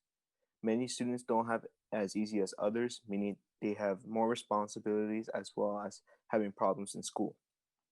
With the pandemic and the stress of school, people are struggling and falling behind, creating endless stress and overwhelming them to the point where they give up. I don't think we should let them give up, and I hope you guys don't either. Please help me and others to support this new grading policy. It will help many students and myself to have an opportunity to succeed with a good education. Thank you. Thank you. Our next speaker is Olivia Carranza. ¿Sí me escucha? Sí, puede empezar. Muchas gracias. Buenas noches a todos los miembros del board. Mi nombre es Olivia Carranza, soy coordinadora de padres con futuros líderes de América. Me da mucho gusto escuchar todo lo que están haciendo a través de aprender de qué los niños necesitan, los estudiantes necesitan en las escuelas. Y me da mucho gusto que siempre estemos trabajando en un equipo con los padres, con los maestros y con los estudiantes para así poder saber exactamente lo que ellos necesitan y cómo poderles ayudar de la mejor manera posible. Yo estoy a favor de la póliza para los nuevos grados, porque cualquier cosa que podamos hacer para ayudarles a nuestros jóvenes es lo mejor para ellos y estoy a favor de esto. También quiero comentarles que a través de hablar con varios de nuestros estudiantes, nos hemos dado cuenta que ellos están teniendo muchas dificultades con los maestros porque les están dejando demasiada tarea, son muy estrictos en ese sentido y los jóvenes no pueden estar tranquilos y se les está poniendo su mente a una devastación. Estamos perdiendo muchos de nuestros jóvenes por muchos traumas, por suicidio, por bullying y por exceso de trabajo en la escuela. Así es que les invito a que también pongamos en mano ayudar a los maestros a que ellos también tengan mejor entrenamiento y mejor apoyo, así como nuestros jóvenes. Pero también les invito a que les podamos ofrecer a todos estos alumnos que están impactados en estas gráficas que están mostrando en sus pantallas, empezándoles por ofrecerles internet de alta velocidad gratuito como parte de su educación gratuita que por derecho necesitan tener. Les invito a que podamos hablar con estos jóvenes para poder así saber que ellos entiendan que en realidad nosotros, ustedes, el board, los padres, los maestros, somos un equipo que estamos buscando lo mejor para ellos, porque como dijo Sean Carey, ¿cómo sabemos que lo que ellos están aprendiendo? Bueno, la mejor manera es sabiendo cuántos de nuestros niños entran a una universidad. Tiempo, gracias. Dicen mucho de lo que estamos hablando aquí. Son los mismos números y los mismos estudiantes. Tenemos que ayudarlos. Muchas gracias. Gracias. Our next three speakers are Socorro Carachure, Julie Limon, and Muni Duet. Socorro Carachure. ¿Me puede escuchar? She's not coming on, so I will go to the next one and come back to her shortly. Julie Limon. Señora Julie Limon, ¿me puede escuchar? She doesn't appear to be online. Can I go to Moni Duet? Ms. Duet, can you hear us? Duet. Yes. Hi, Sandra and board members. Happy New Year. Thank you for being here. So yeah, I'm very interested in chatting about the grading. I do support the changes in secondary and actually think they should be permanent. but I would also just briefly like to share a thought about elementary. My son, he's currently actually in the district, but both my boys went to Garden Street and it was very progressive, and they had a system called narrative evaluation. And I do understand you'd have to talk to the union. It has drawbacks because it can take teachers more time. But it's a wonderful way of assessing a student over mastery and strengths, and it's very individualized. And for these younger students who are failing, some of them, it's very bad for them to feel like failures. And this also has a holistic approach that the teachers at the same time look at the individual strengths. So you're getting, it's just a beautiful way. And I can personally say that it's worked for many students and and I'd be happy. I was on the President's Council and I could get you some data to support that. So I would ask you to just consider it. It's very healthy, and the students heal and they work hard, and they actually are very competitive with their peers at the end, but they don't all develop at the same time. Also, I am concerned about what students are learning.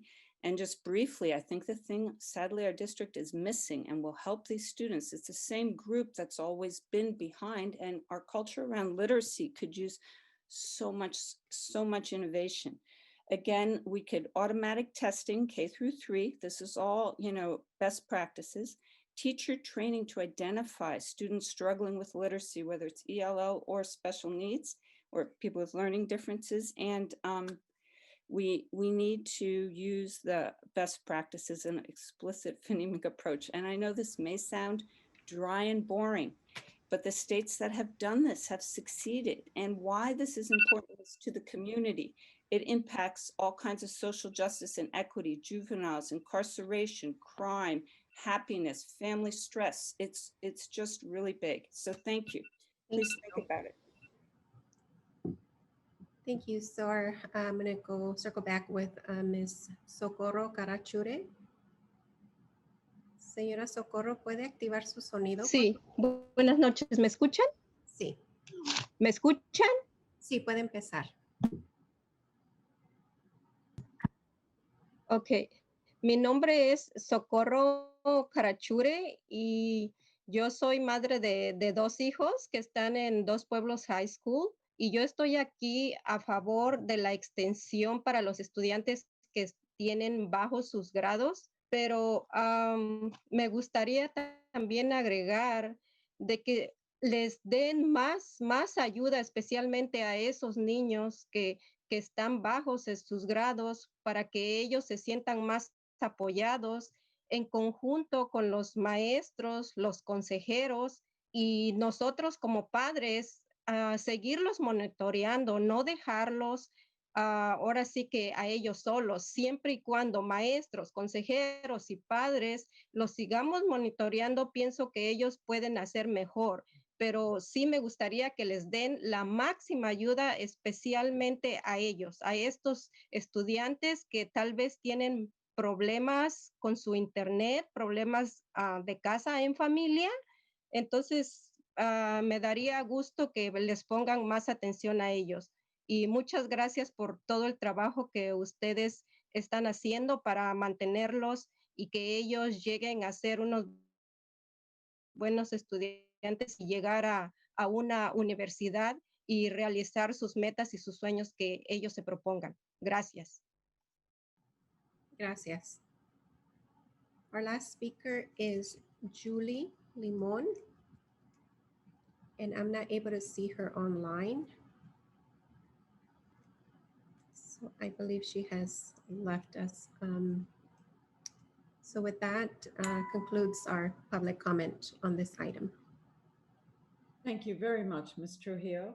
So with that, now we will continue with board comments or questions. I thank you in advance for keeping them short and to the point. Ms. Sims-Moten. Thank you. And thank you, Ms. Carrie Escobedo, for that wonderful presentation. You could really tell, as President Ford said, you really reworked this whole thing. And I really heard and listened to all the input that was given, in public comment, the board comments, and then even your own conversations among each other. And so it feels like through this, it's a very holistic approach to how we're going to start to look at the grades and how important that is. And and how it's been very inclusive in who needed to be at the table, whose voices need to be heard, as evidenced by tonight, the students were there and saying how important it is. So they were very much involved with regards to that. And then I just heard, something the other day that recently just said, when we're making a decision that's impacting one's life, we need to make sure that we're asking the person who we're impacting. So that was evidenced by our students tonight, that they felt asked, the teachers have felt heard, that you went back and heard from the board, and really that is evidenced by this presentation tonight. So much appreciative on this part. But I don't want to let go of some of the comments that were made at our last meeting with regards to the root cause. And I know that this approach is starting to look at that. That was very evident in how you're looking and how you're going to look and how you're going to continue beyond just this moment.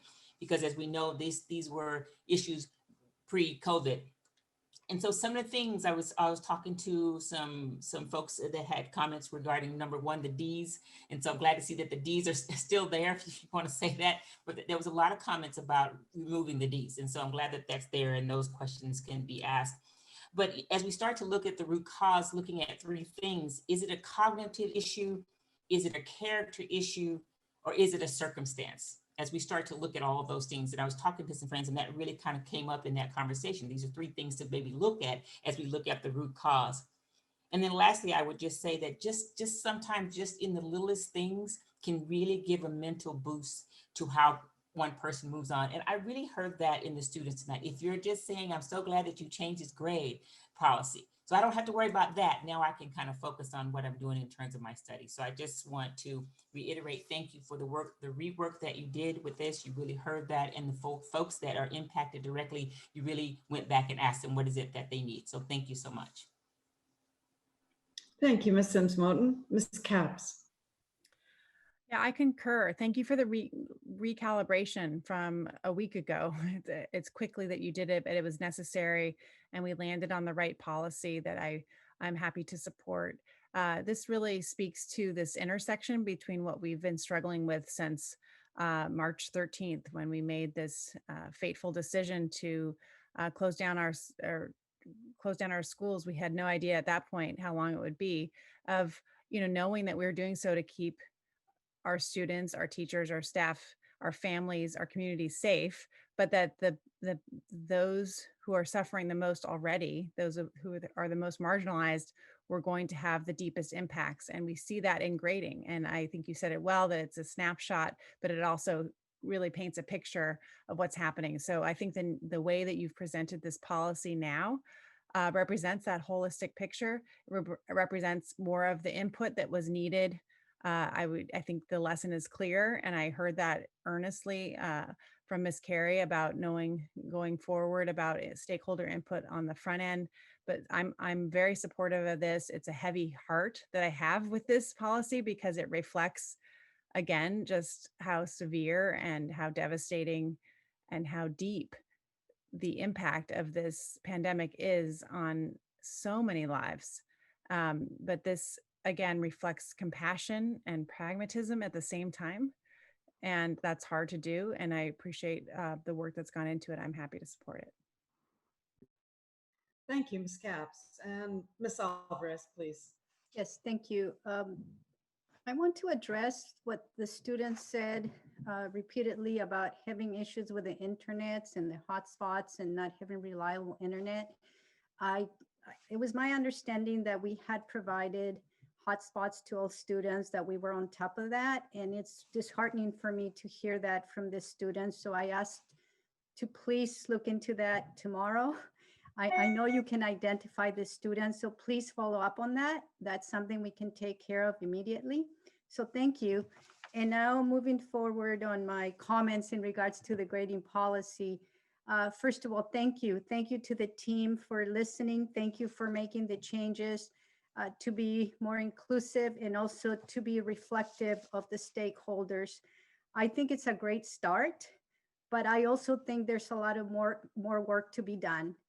And what I would like to see is that we hold a study session, that we start planning a study session where we bring the people that are involved, where we bring the people that are closest to the students, that we make teachers active participants, that we treat them as equal partners, and that we get input from site administrator like the principals and the counselors, and that we look at practices from other districts. And to echo Ms. Sims-Moton, we need to start looking at the root cause of the problem. And also, we cannot lose sight that changing the grades, changing the policy, changing how we do assessments doesn't take away the fact that we need to help students learn. And that's an issue that I think we need to face, we need to start dealing with. And I know right now we're in the pandemic, we can't do a lot, but I want us to start thinking of that. I want us to put it on our calendar. And we're going to start developing the 21-22 budget in the next couple of months. I want to make sure that we allocate resources for this initiative, for this study session, that we allocate resources to start looking into alternative programs to support student learning. For example, back in the old days when I was a student, they used to have support programs before school, after school, and sometimes even on the weekend. Perhaps we can think out of the box and think about these programs. Teachers might want to work a little bit extra, or we can look at other instructors outside of the regular contract. That's what I mean. And also, I want to make sure that we allocate resources for staff development to give the teacher the tools, the resources that they need to carry this important work. I'm also glad that we started talking about a summer program. At the last meeting, Superintendent Maldonado mentioned she's already working on that. And I want us to continue. And I also want us to involve the teachers, to involve the principals in developing the summer programs. We're partners. We're all in this together. So let's work together to help our students. And thank you. I am in support of the revised policy. So thank you. Thank you, Ms. Alvarez. I just have a couple notes. First of all, thank you to so many people. I really appreciate the public comments and the letters that we received. As I said before, especially in the name of students who are truly struggling and overwhelmed.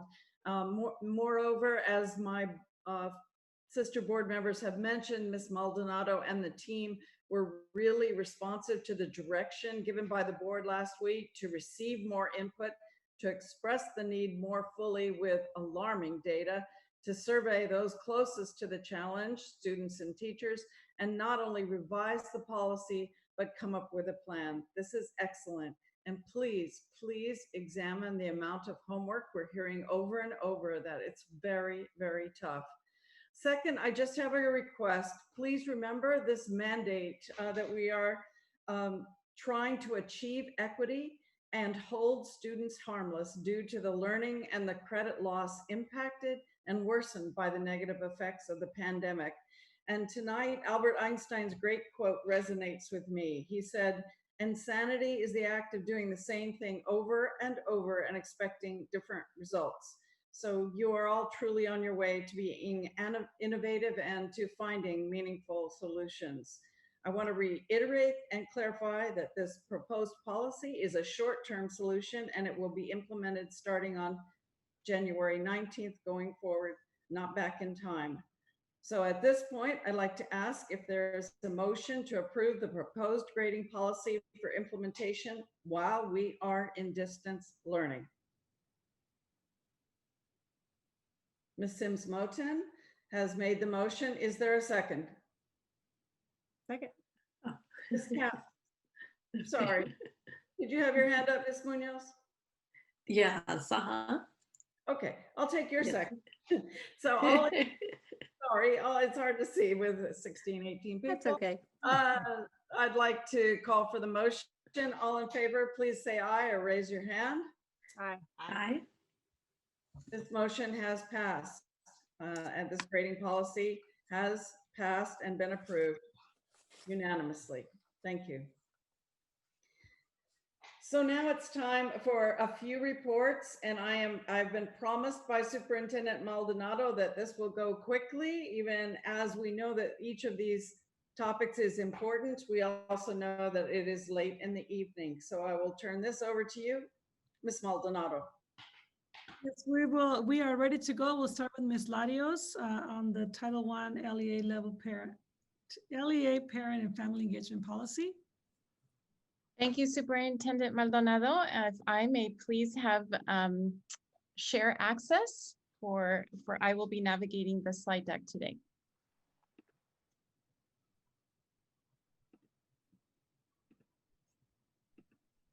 Mr. Rouse, may I have access to share my screen? Thank you. All right. Good evening, Board President Ford, board members, Superintendent Maldonado, and community. Today, I bring to you our policy on parent and family engagement as required by Title I, Part A funding received by our district. Our policy, based on state mandated template, will support our pursuit of a more robust and detailed framework for family engagement as noted in our stakeholder-informed meta plan. I'd like to begin this brief report by reinforcing that our commitment to attending to the needs of culturally and linguistically diverse families is supported by research as being key to student success, and we firmly believe that our partnership with families must continue to be on their terms. Research also points to the many benefits of parent and caregiver engagement, as noted here on this slide, with regard to increased student outcomes. For districts like ours who receive federal funding, a stakeholder-informed policy is not only required, but important in order to ensure we have agreements between our district, schools, and families for how this engagement needs to occur. This graphic representation used to explain where this policy is derived from, federal Title I funding, is used to help families understand how this funding is only one part of the overall funding for districts and schools. This diagram helps our families to understand which student groups Title I funding is intended to support, specifically our students who are economically disadvantaged, special education students, and English learners. As part of this federal funding, we are required to set aside funds specifically in support of family engagement. For example, we currently employ 2 district family engagement liaisons in our family engagement unit as part of this set aside. To help us understand how this policy is nested within the broader family engagement policies, you will see that our district policy lives in the middle of this diagram, which is driven by our school board policy represented in the top box. At the bottom of this graphic, you will see how our schools then draw their school level policies from our district policy with their own stakeholder input. With regard to our district's Title I parent and family engagement policy, we have worked with parents and family members of participating children to develop this policy. This includes a well-attended input meeting with representation from all of our schools on December 10th. Additionally, input was gathered through various other mechanisms such as advisory committees and other stakeholder groups. To conclude, the policy shared with this agenda item is based on the 5 goals mandated by the California Department of Education, as noted here on this slide. Positive parent and family engagement to support their academic efforts, strategies to assist with learning at home, effective and consistent communication, professional learning for teachers and administrators on effective communication with families, and parent programs in support of their students' academic success. At our next meeting, following any input you may have, I will be bringing this policy back for your approval, as well as the first reading of 3 school-level policies for our federal program reviewed schools, which are Adams Elementary, La Cumbre Junior High, and San Marcos High School. I now welcome any comments and questions from the board. Thank you. Thank you so much. You were very concise. I appreciate that. Ms. Munoz, any questions or comments? And just thank you. Excellent presentation. I look forward to hearing more about this. Thank you, Ms. Labios Horton. Great. Ms. Moten. Yes, thank you. And do you have, or would you include like parent academies in here, in the parent engagement? Yes. So yes, parent academies, definitely. Parent institutes. We have many wonderful models already in place that we would be looking to expand. Okay, thank you. Excellent. Ms. Capps. I'm just in such support as a parent on this board of this work. And I also just, pointing out with what Zoom has done for our board meetings, so many more people are participating, and to capture that and to, plug them into these new models that you're putting forward, I think is a real opportunity. So thank you. And Ms. Alvarez. Thank you, Ms. Larios Horton. Excellent presentation. I agree. I am very grateful to you, Maria. It was outstanding and can't wait to see the final so that we can all approve it and move forward. So we shall assume this will come back in 2 weeks for action? That is correct. Perfect. Thank you very much. On to the next item. It's the first reading and discussion of the board bylaw 9150 on adding a student board member. I'll turn this to Ms. Carey. Ms. Ford, actually. I guess I'll turn it to Superintendent Maldonado. No, actually, we have public comments. Sandra's trying to get your attention. Yes. Oh, that's right. We did have, how many do we have? So we have one public comment on the H2, the parent and family engagement policy. Excellent. Ms. Moni DeWitt. Great. Yes, that was interesting. I enjoyed that, but I have a question about the engagement and community engagement. I was wondering, what is the role of community engagement? Because I didn't see it anywhere in there. And I have had an interest in the META program and the data and understanding that, but I don't see any role. And I was wondering if somebody could send me the written role of how the community can engage around literacy and around META and the other things that surround the LCAP funds and be a part of the process. And so that's great. And the student advisory, I'm very excited about that, and I'll just sandwich that in. I also think that students should not be a perfunctory role. I think they should be allowed into the closed door sessions because those are many of the settlements. And it would be very interesting to get a student's perspective on some things our system does that are away from public view. And those records could be eradicated so privacy is maintained. But I think that would be really treating a student with the level of participation I think they deserve. Thank you. Thank you. And that concludes public comment for tonight. That's great. Thank you so much. So we have 2 more reports, as I mentioned, and no more public comments. So Ms. Carey, please share the proposed policy. All right, good evening again, board members. And Mr. Rouse, I'll ask you to promote our additional panelists at the outset here.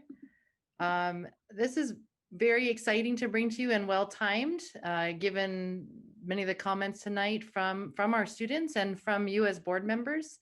And I would like to introduce someone who has been instrumental in helping us get this far. It's been a team effort, Ms. Laura Wooster-Dorfman.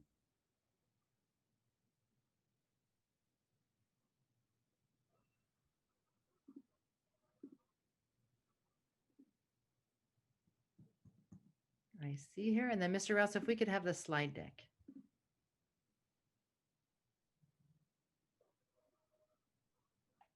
Hello. Good evening, President Ford and Superintendent Maldonado, board members and community members. We are so excited to be here tonight to talk about our student board member proposal. Brian, if you could please advance the slide. This is a quote that comes from an organization that works on bringing student voice into schools. And they say, across the United States, there's a growing awareness that student voice and meaningful student involvement matter a lot. it turns out that student voice, which is any expression of any student, anytime, anywhere about anything related to education, drives all aspects of learning and teaching in schools. More than ever before, students are beginning to ask why student voice isn't driving leadership in schools too. There is an old adage that says, nothing about us without us is for us. Never before have more young people felt more compelled to take action. Next slide, please. So these next two slides are a timeline that represent what has happened so far in this process and also represent what is to come. So this first slide talks about the conversations we started having back in November when this idea was brought forth, talking to our Student Advisory Council for feedback, talking to the high school activity directors for feedback. And now we are here, not on December 15th, but on January 12th, presenting this proposal to you for your review. And we hope that at a future meeting, we will have action on this proposal, and then we will move on to present this to administration and ASB classes at DP, SM, and SB, and then the Principals Advisory Council at La Cuesta and Alta Vista. Next slide, please. Thank you. In April, we hope to have students nominated by each school, and that will be part of their standard ASB selection process. And then in May, we hope that the board will be able to interview each of the finalists in closed executive session, and then choose their final student board member among the finalists as by a majority vote of the board, as well as an alternate in case something comes up with the finalist that is chosen. In June, we hope to be able to train our student board member and orient them to their new position and responsibilities. And then July 1st, the term will begin for that student board member. Next slide. I think this is Sean. Thank you, Ms. Worster-Dorfman. So beginning every year on July 1st, not just this year, a new term will be activated. So this will be an annual process. And the term for the student board member is from July 1st of 1 year to June 30th of the second year. So we will engage in the process that Ms. Worster-Dorfman described every spring. Next slide. A student board member will participate fully alongside elected board members in terms of meetings, materials, subcommittees, events, mileage compensation. Student board members are unique in that they have advisory voting rights, and they also may receive elective credit for their service. Student board members do not participate in closed session, and they're protected from liability for actions of the board.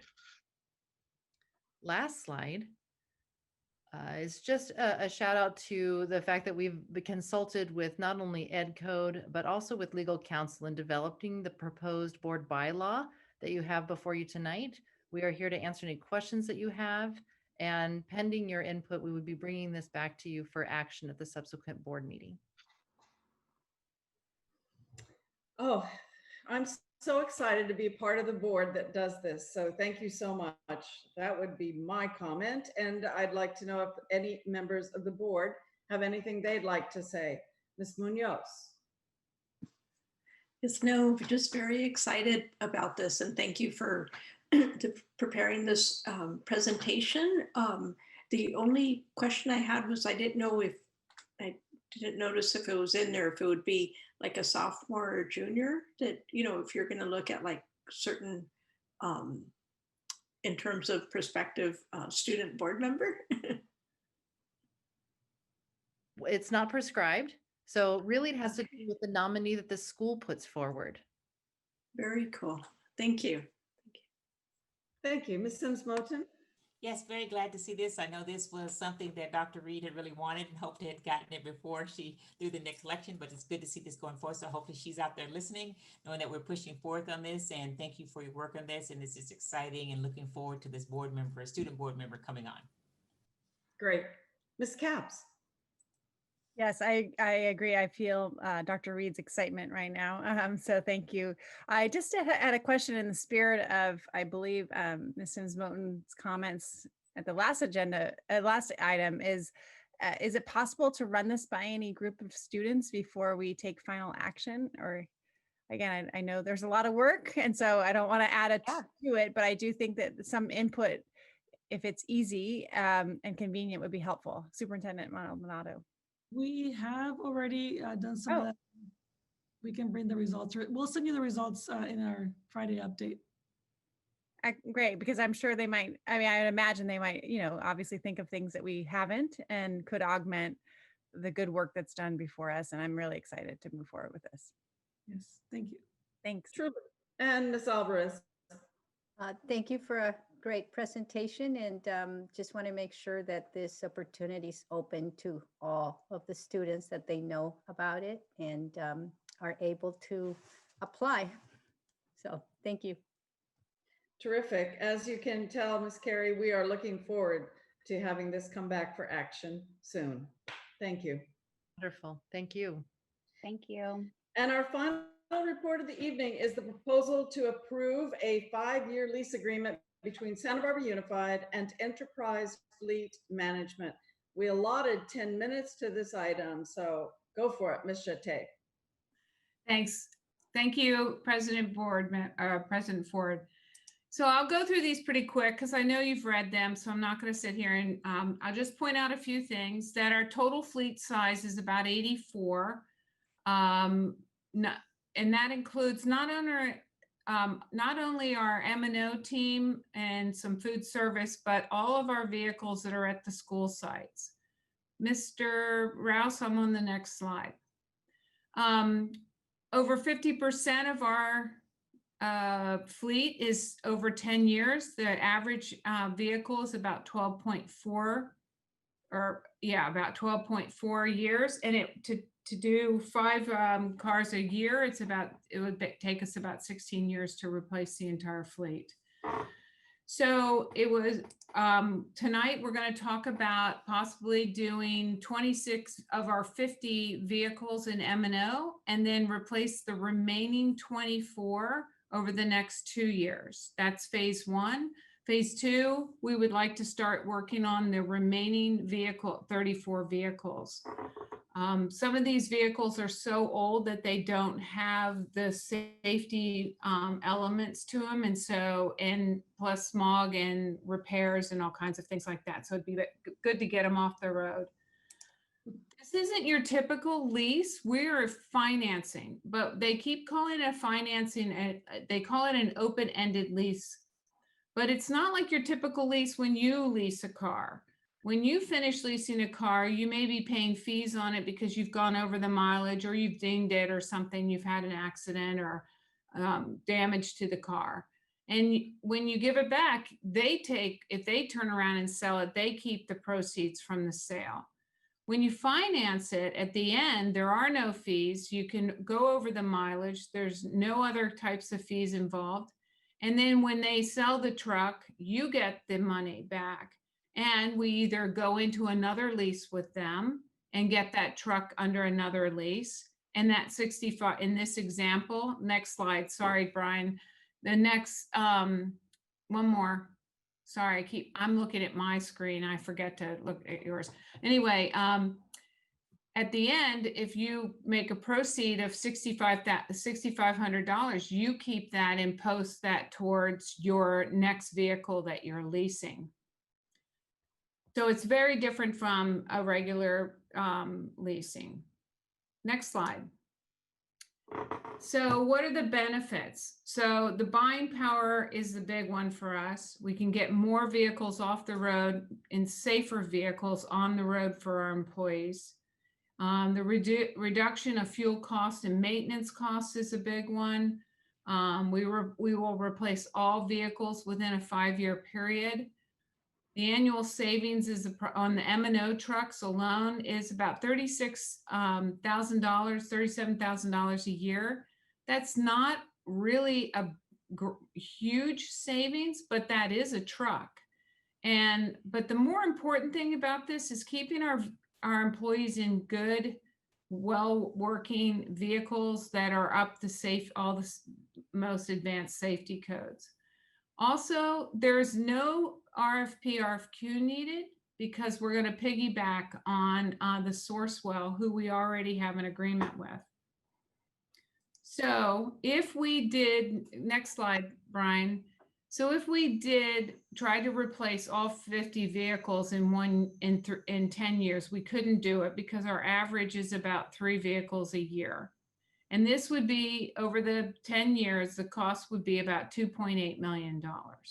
That's if we did it ourselves, and it would take us over 16 years. Next slide. Here we can replace all 50 vehicles under the financing, and we save, and it would cost us $2.4 million, and over the 5-year period, that's about $36,000 of savings a year. So this costs fuel costs. Everything is pretty much comparing from the previous slide to this slide about, it's apples to apples. There are some different leasing things in here with the number of years, but most of the vehicles are a 5-year lease. And with that, here is some information where Enterprise is doing it with other districts. I spoke to the assistant superintendent up in Yuba, and he's been doing this for a couple of years now, and he's really excited about doing it. And he shared with me that the biggest result was the ASB vans that he replaced out because they were so old and the tires were worn and things, that he said that was a real big plus for his district. So we're looking forward to this. If the board has any questions, I'll answer them. And we also have 2 representatives from Enterprise Fleet Management with us on as a panelist. So if you have any questions, we'll get those answered for you tonight. Thank you, Ms. Jate. That looks excellent. Board member comments or questions? Ms. Munoz? No, it's a real, complete presentation. It's very helpful, and it makes sense just in terms of the cost savings and the safety for the employees of the district.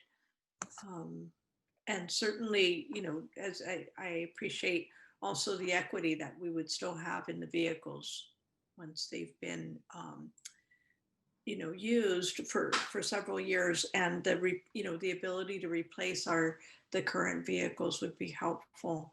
Are they, what do you call it? Fuel efficient? I'm assuming they are, but I'd want to know.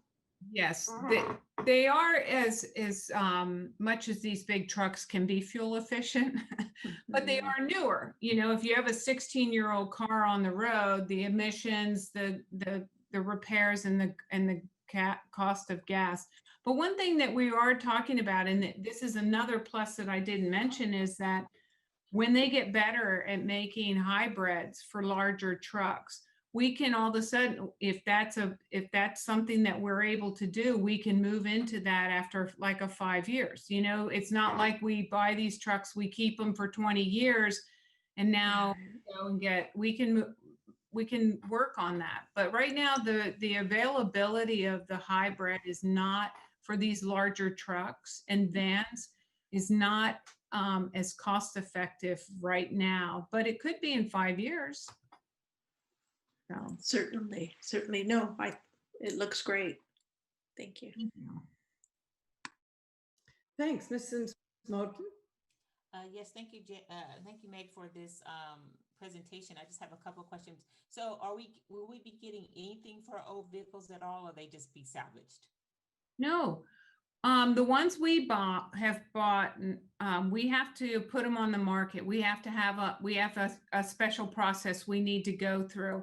But if nobody gets them, nobody buys them, we can then give them to the fleet, Enterprise, and then they sell them, and then they give us the proceeds towards our lease. So, and we can get out of this lease at any time we want. Okay. And then my next question is just maybe, is there a difference between a black book and a blue book? Because on your benefits page, it says 109% over the black book value. And I was like, is there a different book that I'm used to seeing? Or is that just an error?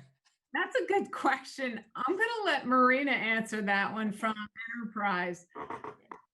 I've only heard of a blue book, but. Absolutely. Thank you so much. And thank you for your time, board members. So basically the difference between a blue book is like what you see, the Kelly blue book. Black book is essentially like a wholesale. So if you have a lot of vehicles that we get to sell, it'd be like the wholesale value. So it's our ability to sell above that and get as much equity that we can for the school district or whoever we're selling the vehicles for, so they can apply that equity towards any future vehicles. Okay, so the blue book is mostly an individual as opposed to with the black book, there's a bunch, so to speak, there's a group sale, if you will. Correct, Okay. correct. Great, thank you for that explanation. Terrific, Ms. Capps. Sorry about that. Yeah, I just really appreciate that Ms. Munoz asked about hybrid and electric vehicles, and I would just love to hear from the enterprise sort of about the market, because I do understand, in the state of California, our governor has, set forth an order that, all new cars after I think it's in 15 years will only be electric. So I do see the price plummeting. I'd love to have a little more detail. If it doesn't need to happen now at this time of night, that's fine. But I know that our county has moved towards hybrid, if not all electric. So I would love to, I'd be much more supportive of this contract if that was actually a condition of it. That you can speak to potentially the availability, or if Mr. Tay can speak to sort of plans. I just don't, I'd like a little bit more than sort of like maybe in 5 years kind of thing, because I know that the market is rapidly moving in the direction of less reliance on fossil fuels. Well, I'll let Laura speak to that, since I'm not in this industry like she is. Yeah, so great question. And thank you guys so much for your time and your patience with us this evening. So to try to answer the question as briefly as I can, we have the ability to acquire any vehicle type that is produced by the major manufacturers, Chevy, Ford, Chrysler, Ram, Dodge, Jeep, Toyota, all those folks, including Tesla. We have clients that lease Teslas.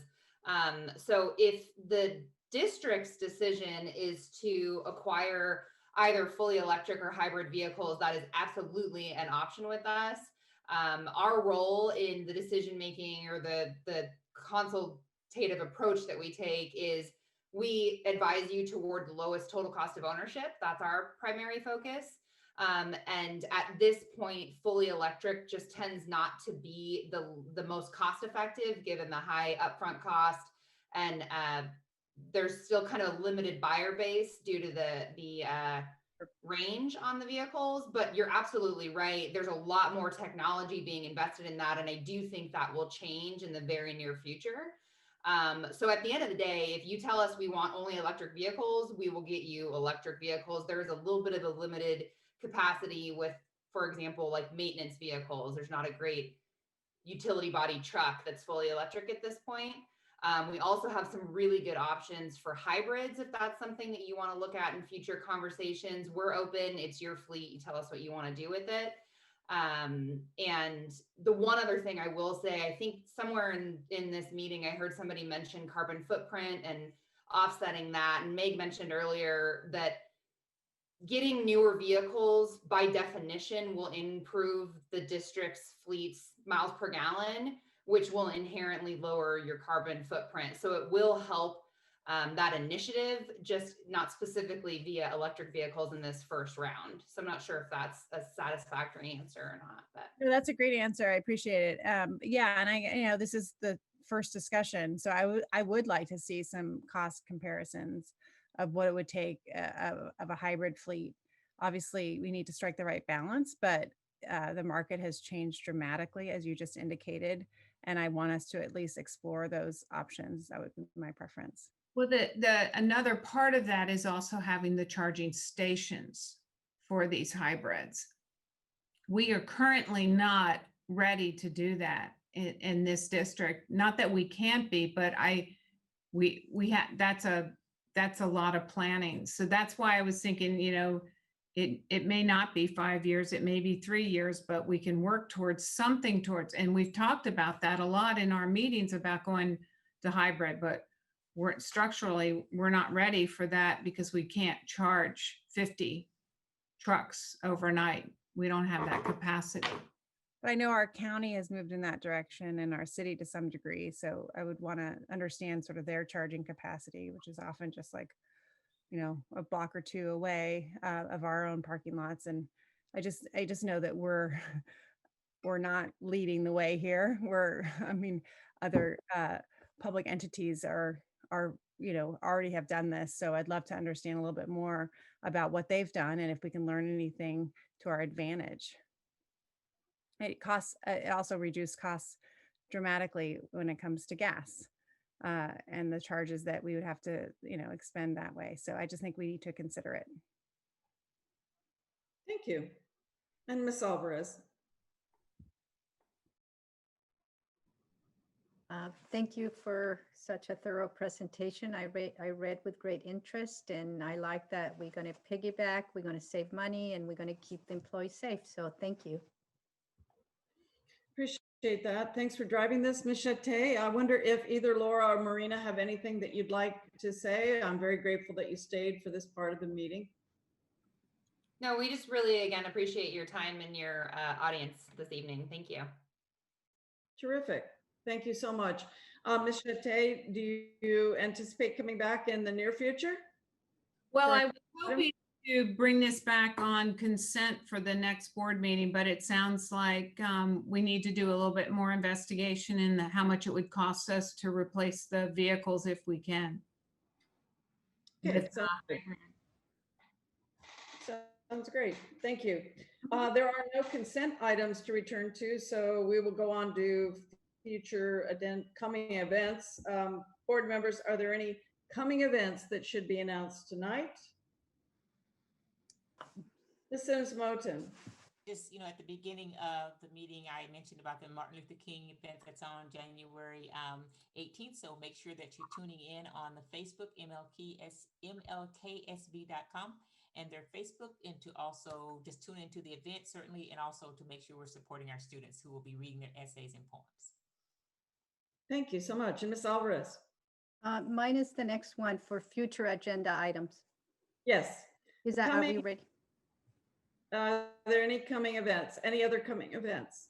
Okay, thanks. And now for future agenda items. Any comments or suggestions? I know that Ms. Alvarez, you suggested a board study session on grading. Are there any others? Yes, and I actually would like for us to start listing future agenda items on our regular agenda so that the public knows what's coming, and also that we as a board, it helps us keep ourselves a little bit more organized. For example, there's statutory items that come to the board for first interim, second interim, and if we can list that as future agenda items and the month that it will be presented, I think it will help the members of the public know what's coming, and this way they can decide if they like to join. Also, for example, I think on the 26th, we're going to do the equity resolution. That would be something that we know it's coming, we can list as future agenda items. Excellent suggestion. I know lots of boards do that. I think in consultation with Superintendent Maldonado, this should be possible. So thank you. Any other comments? Ms. Capps.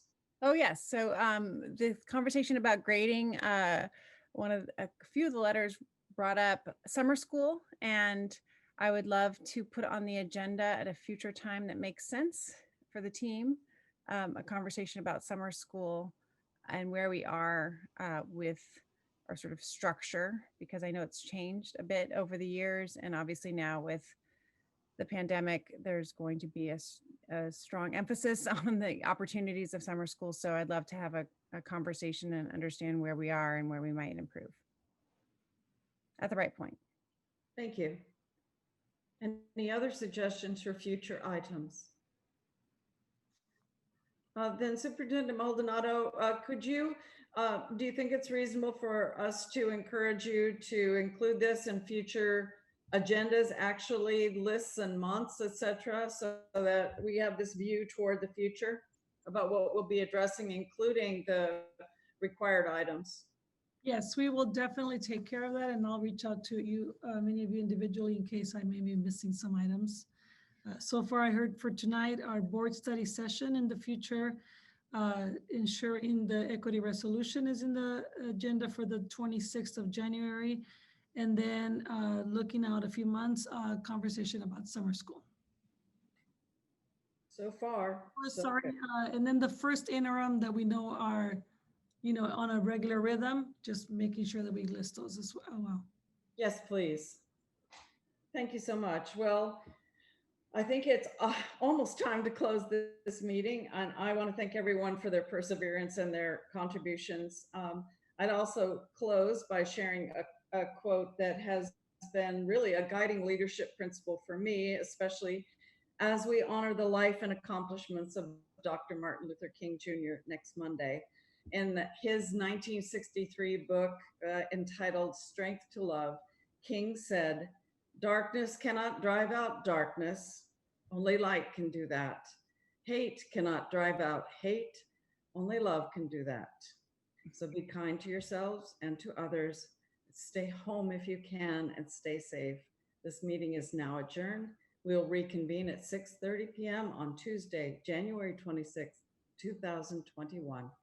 Good night.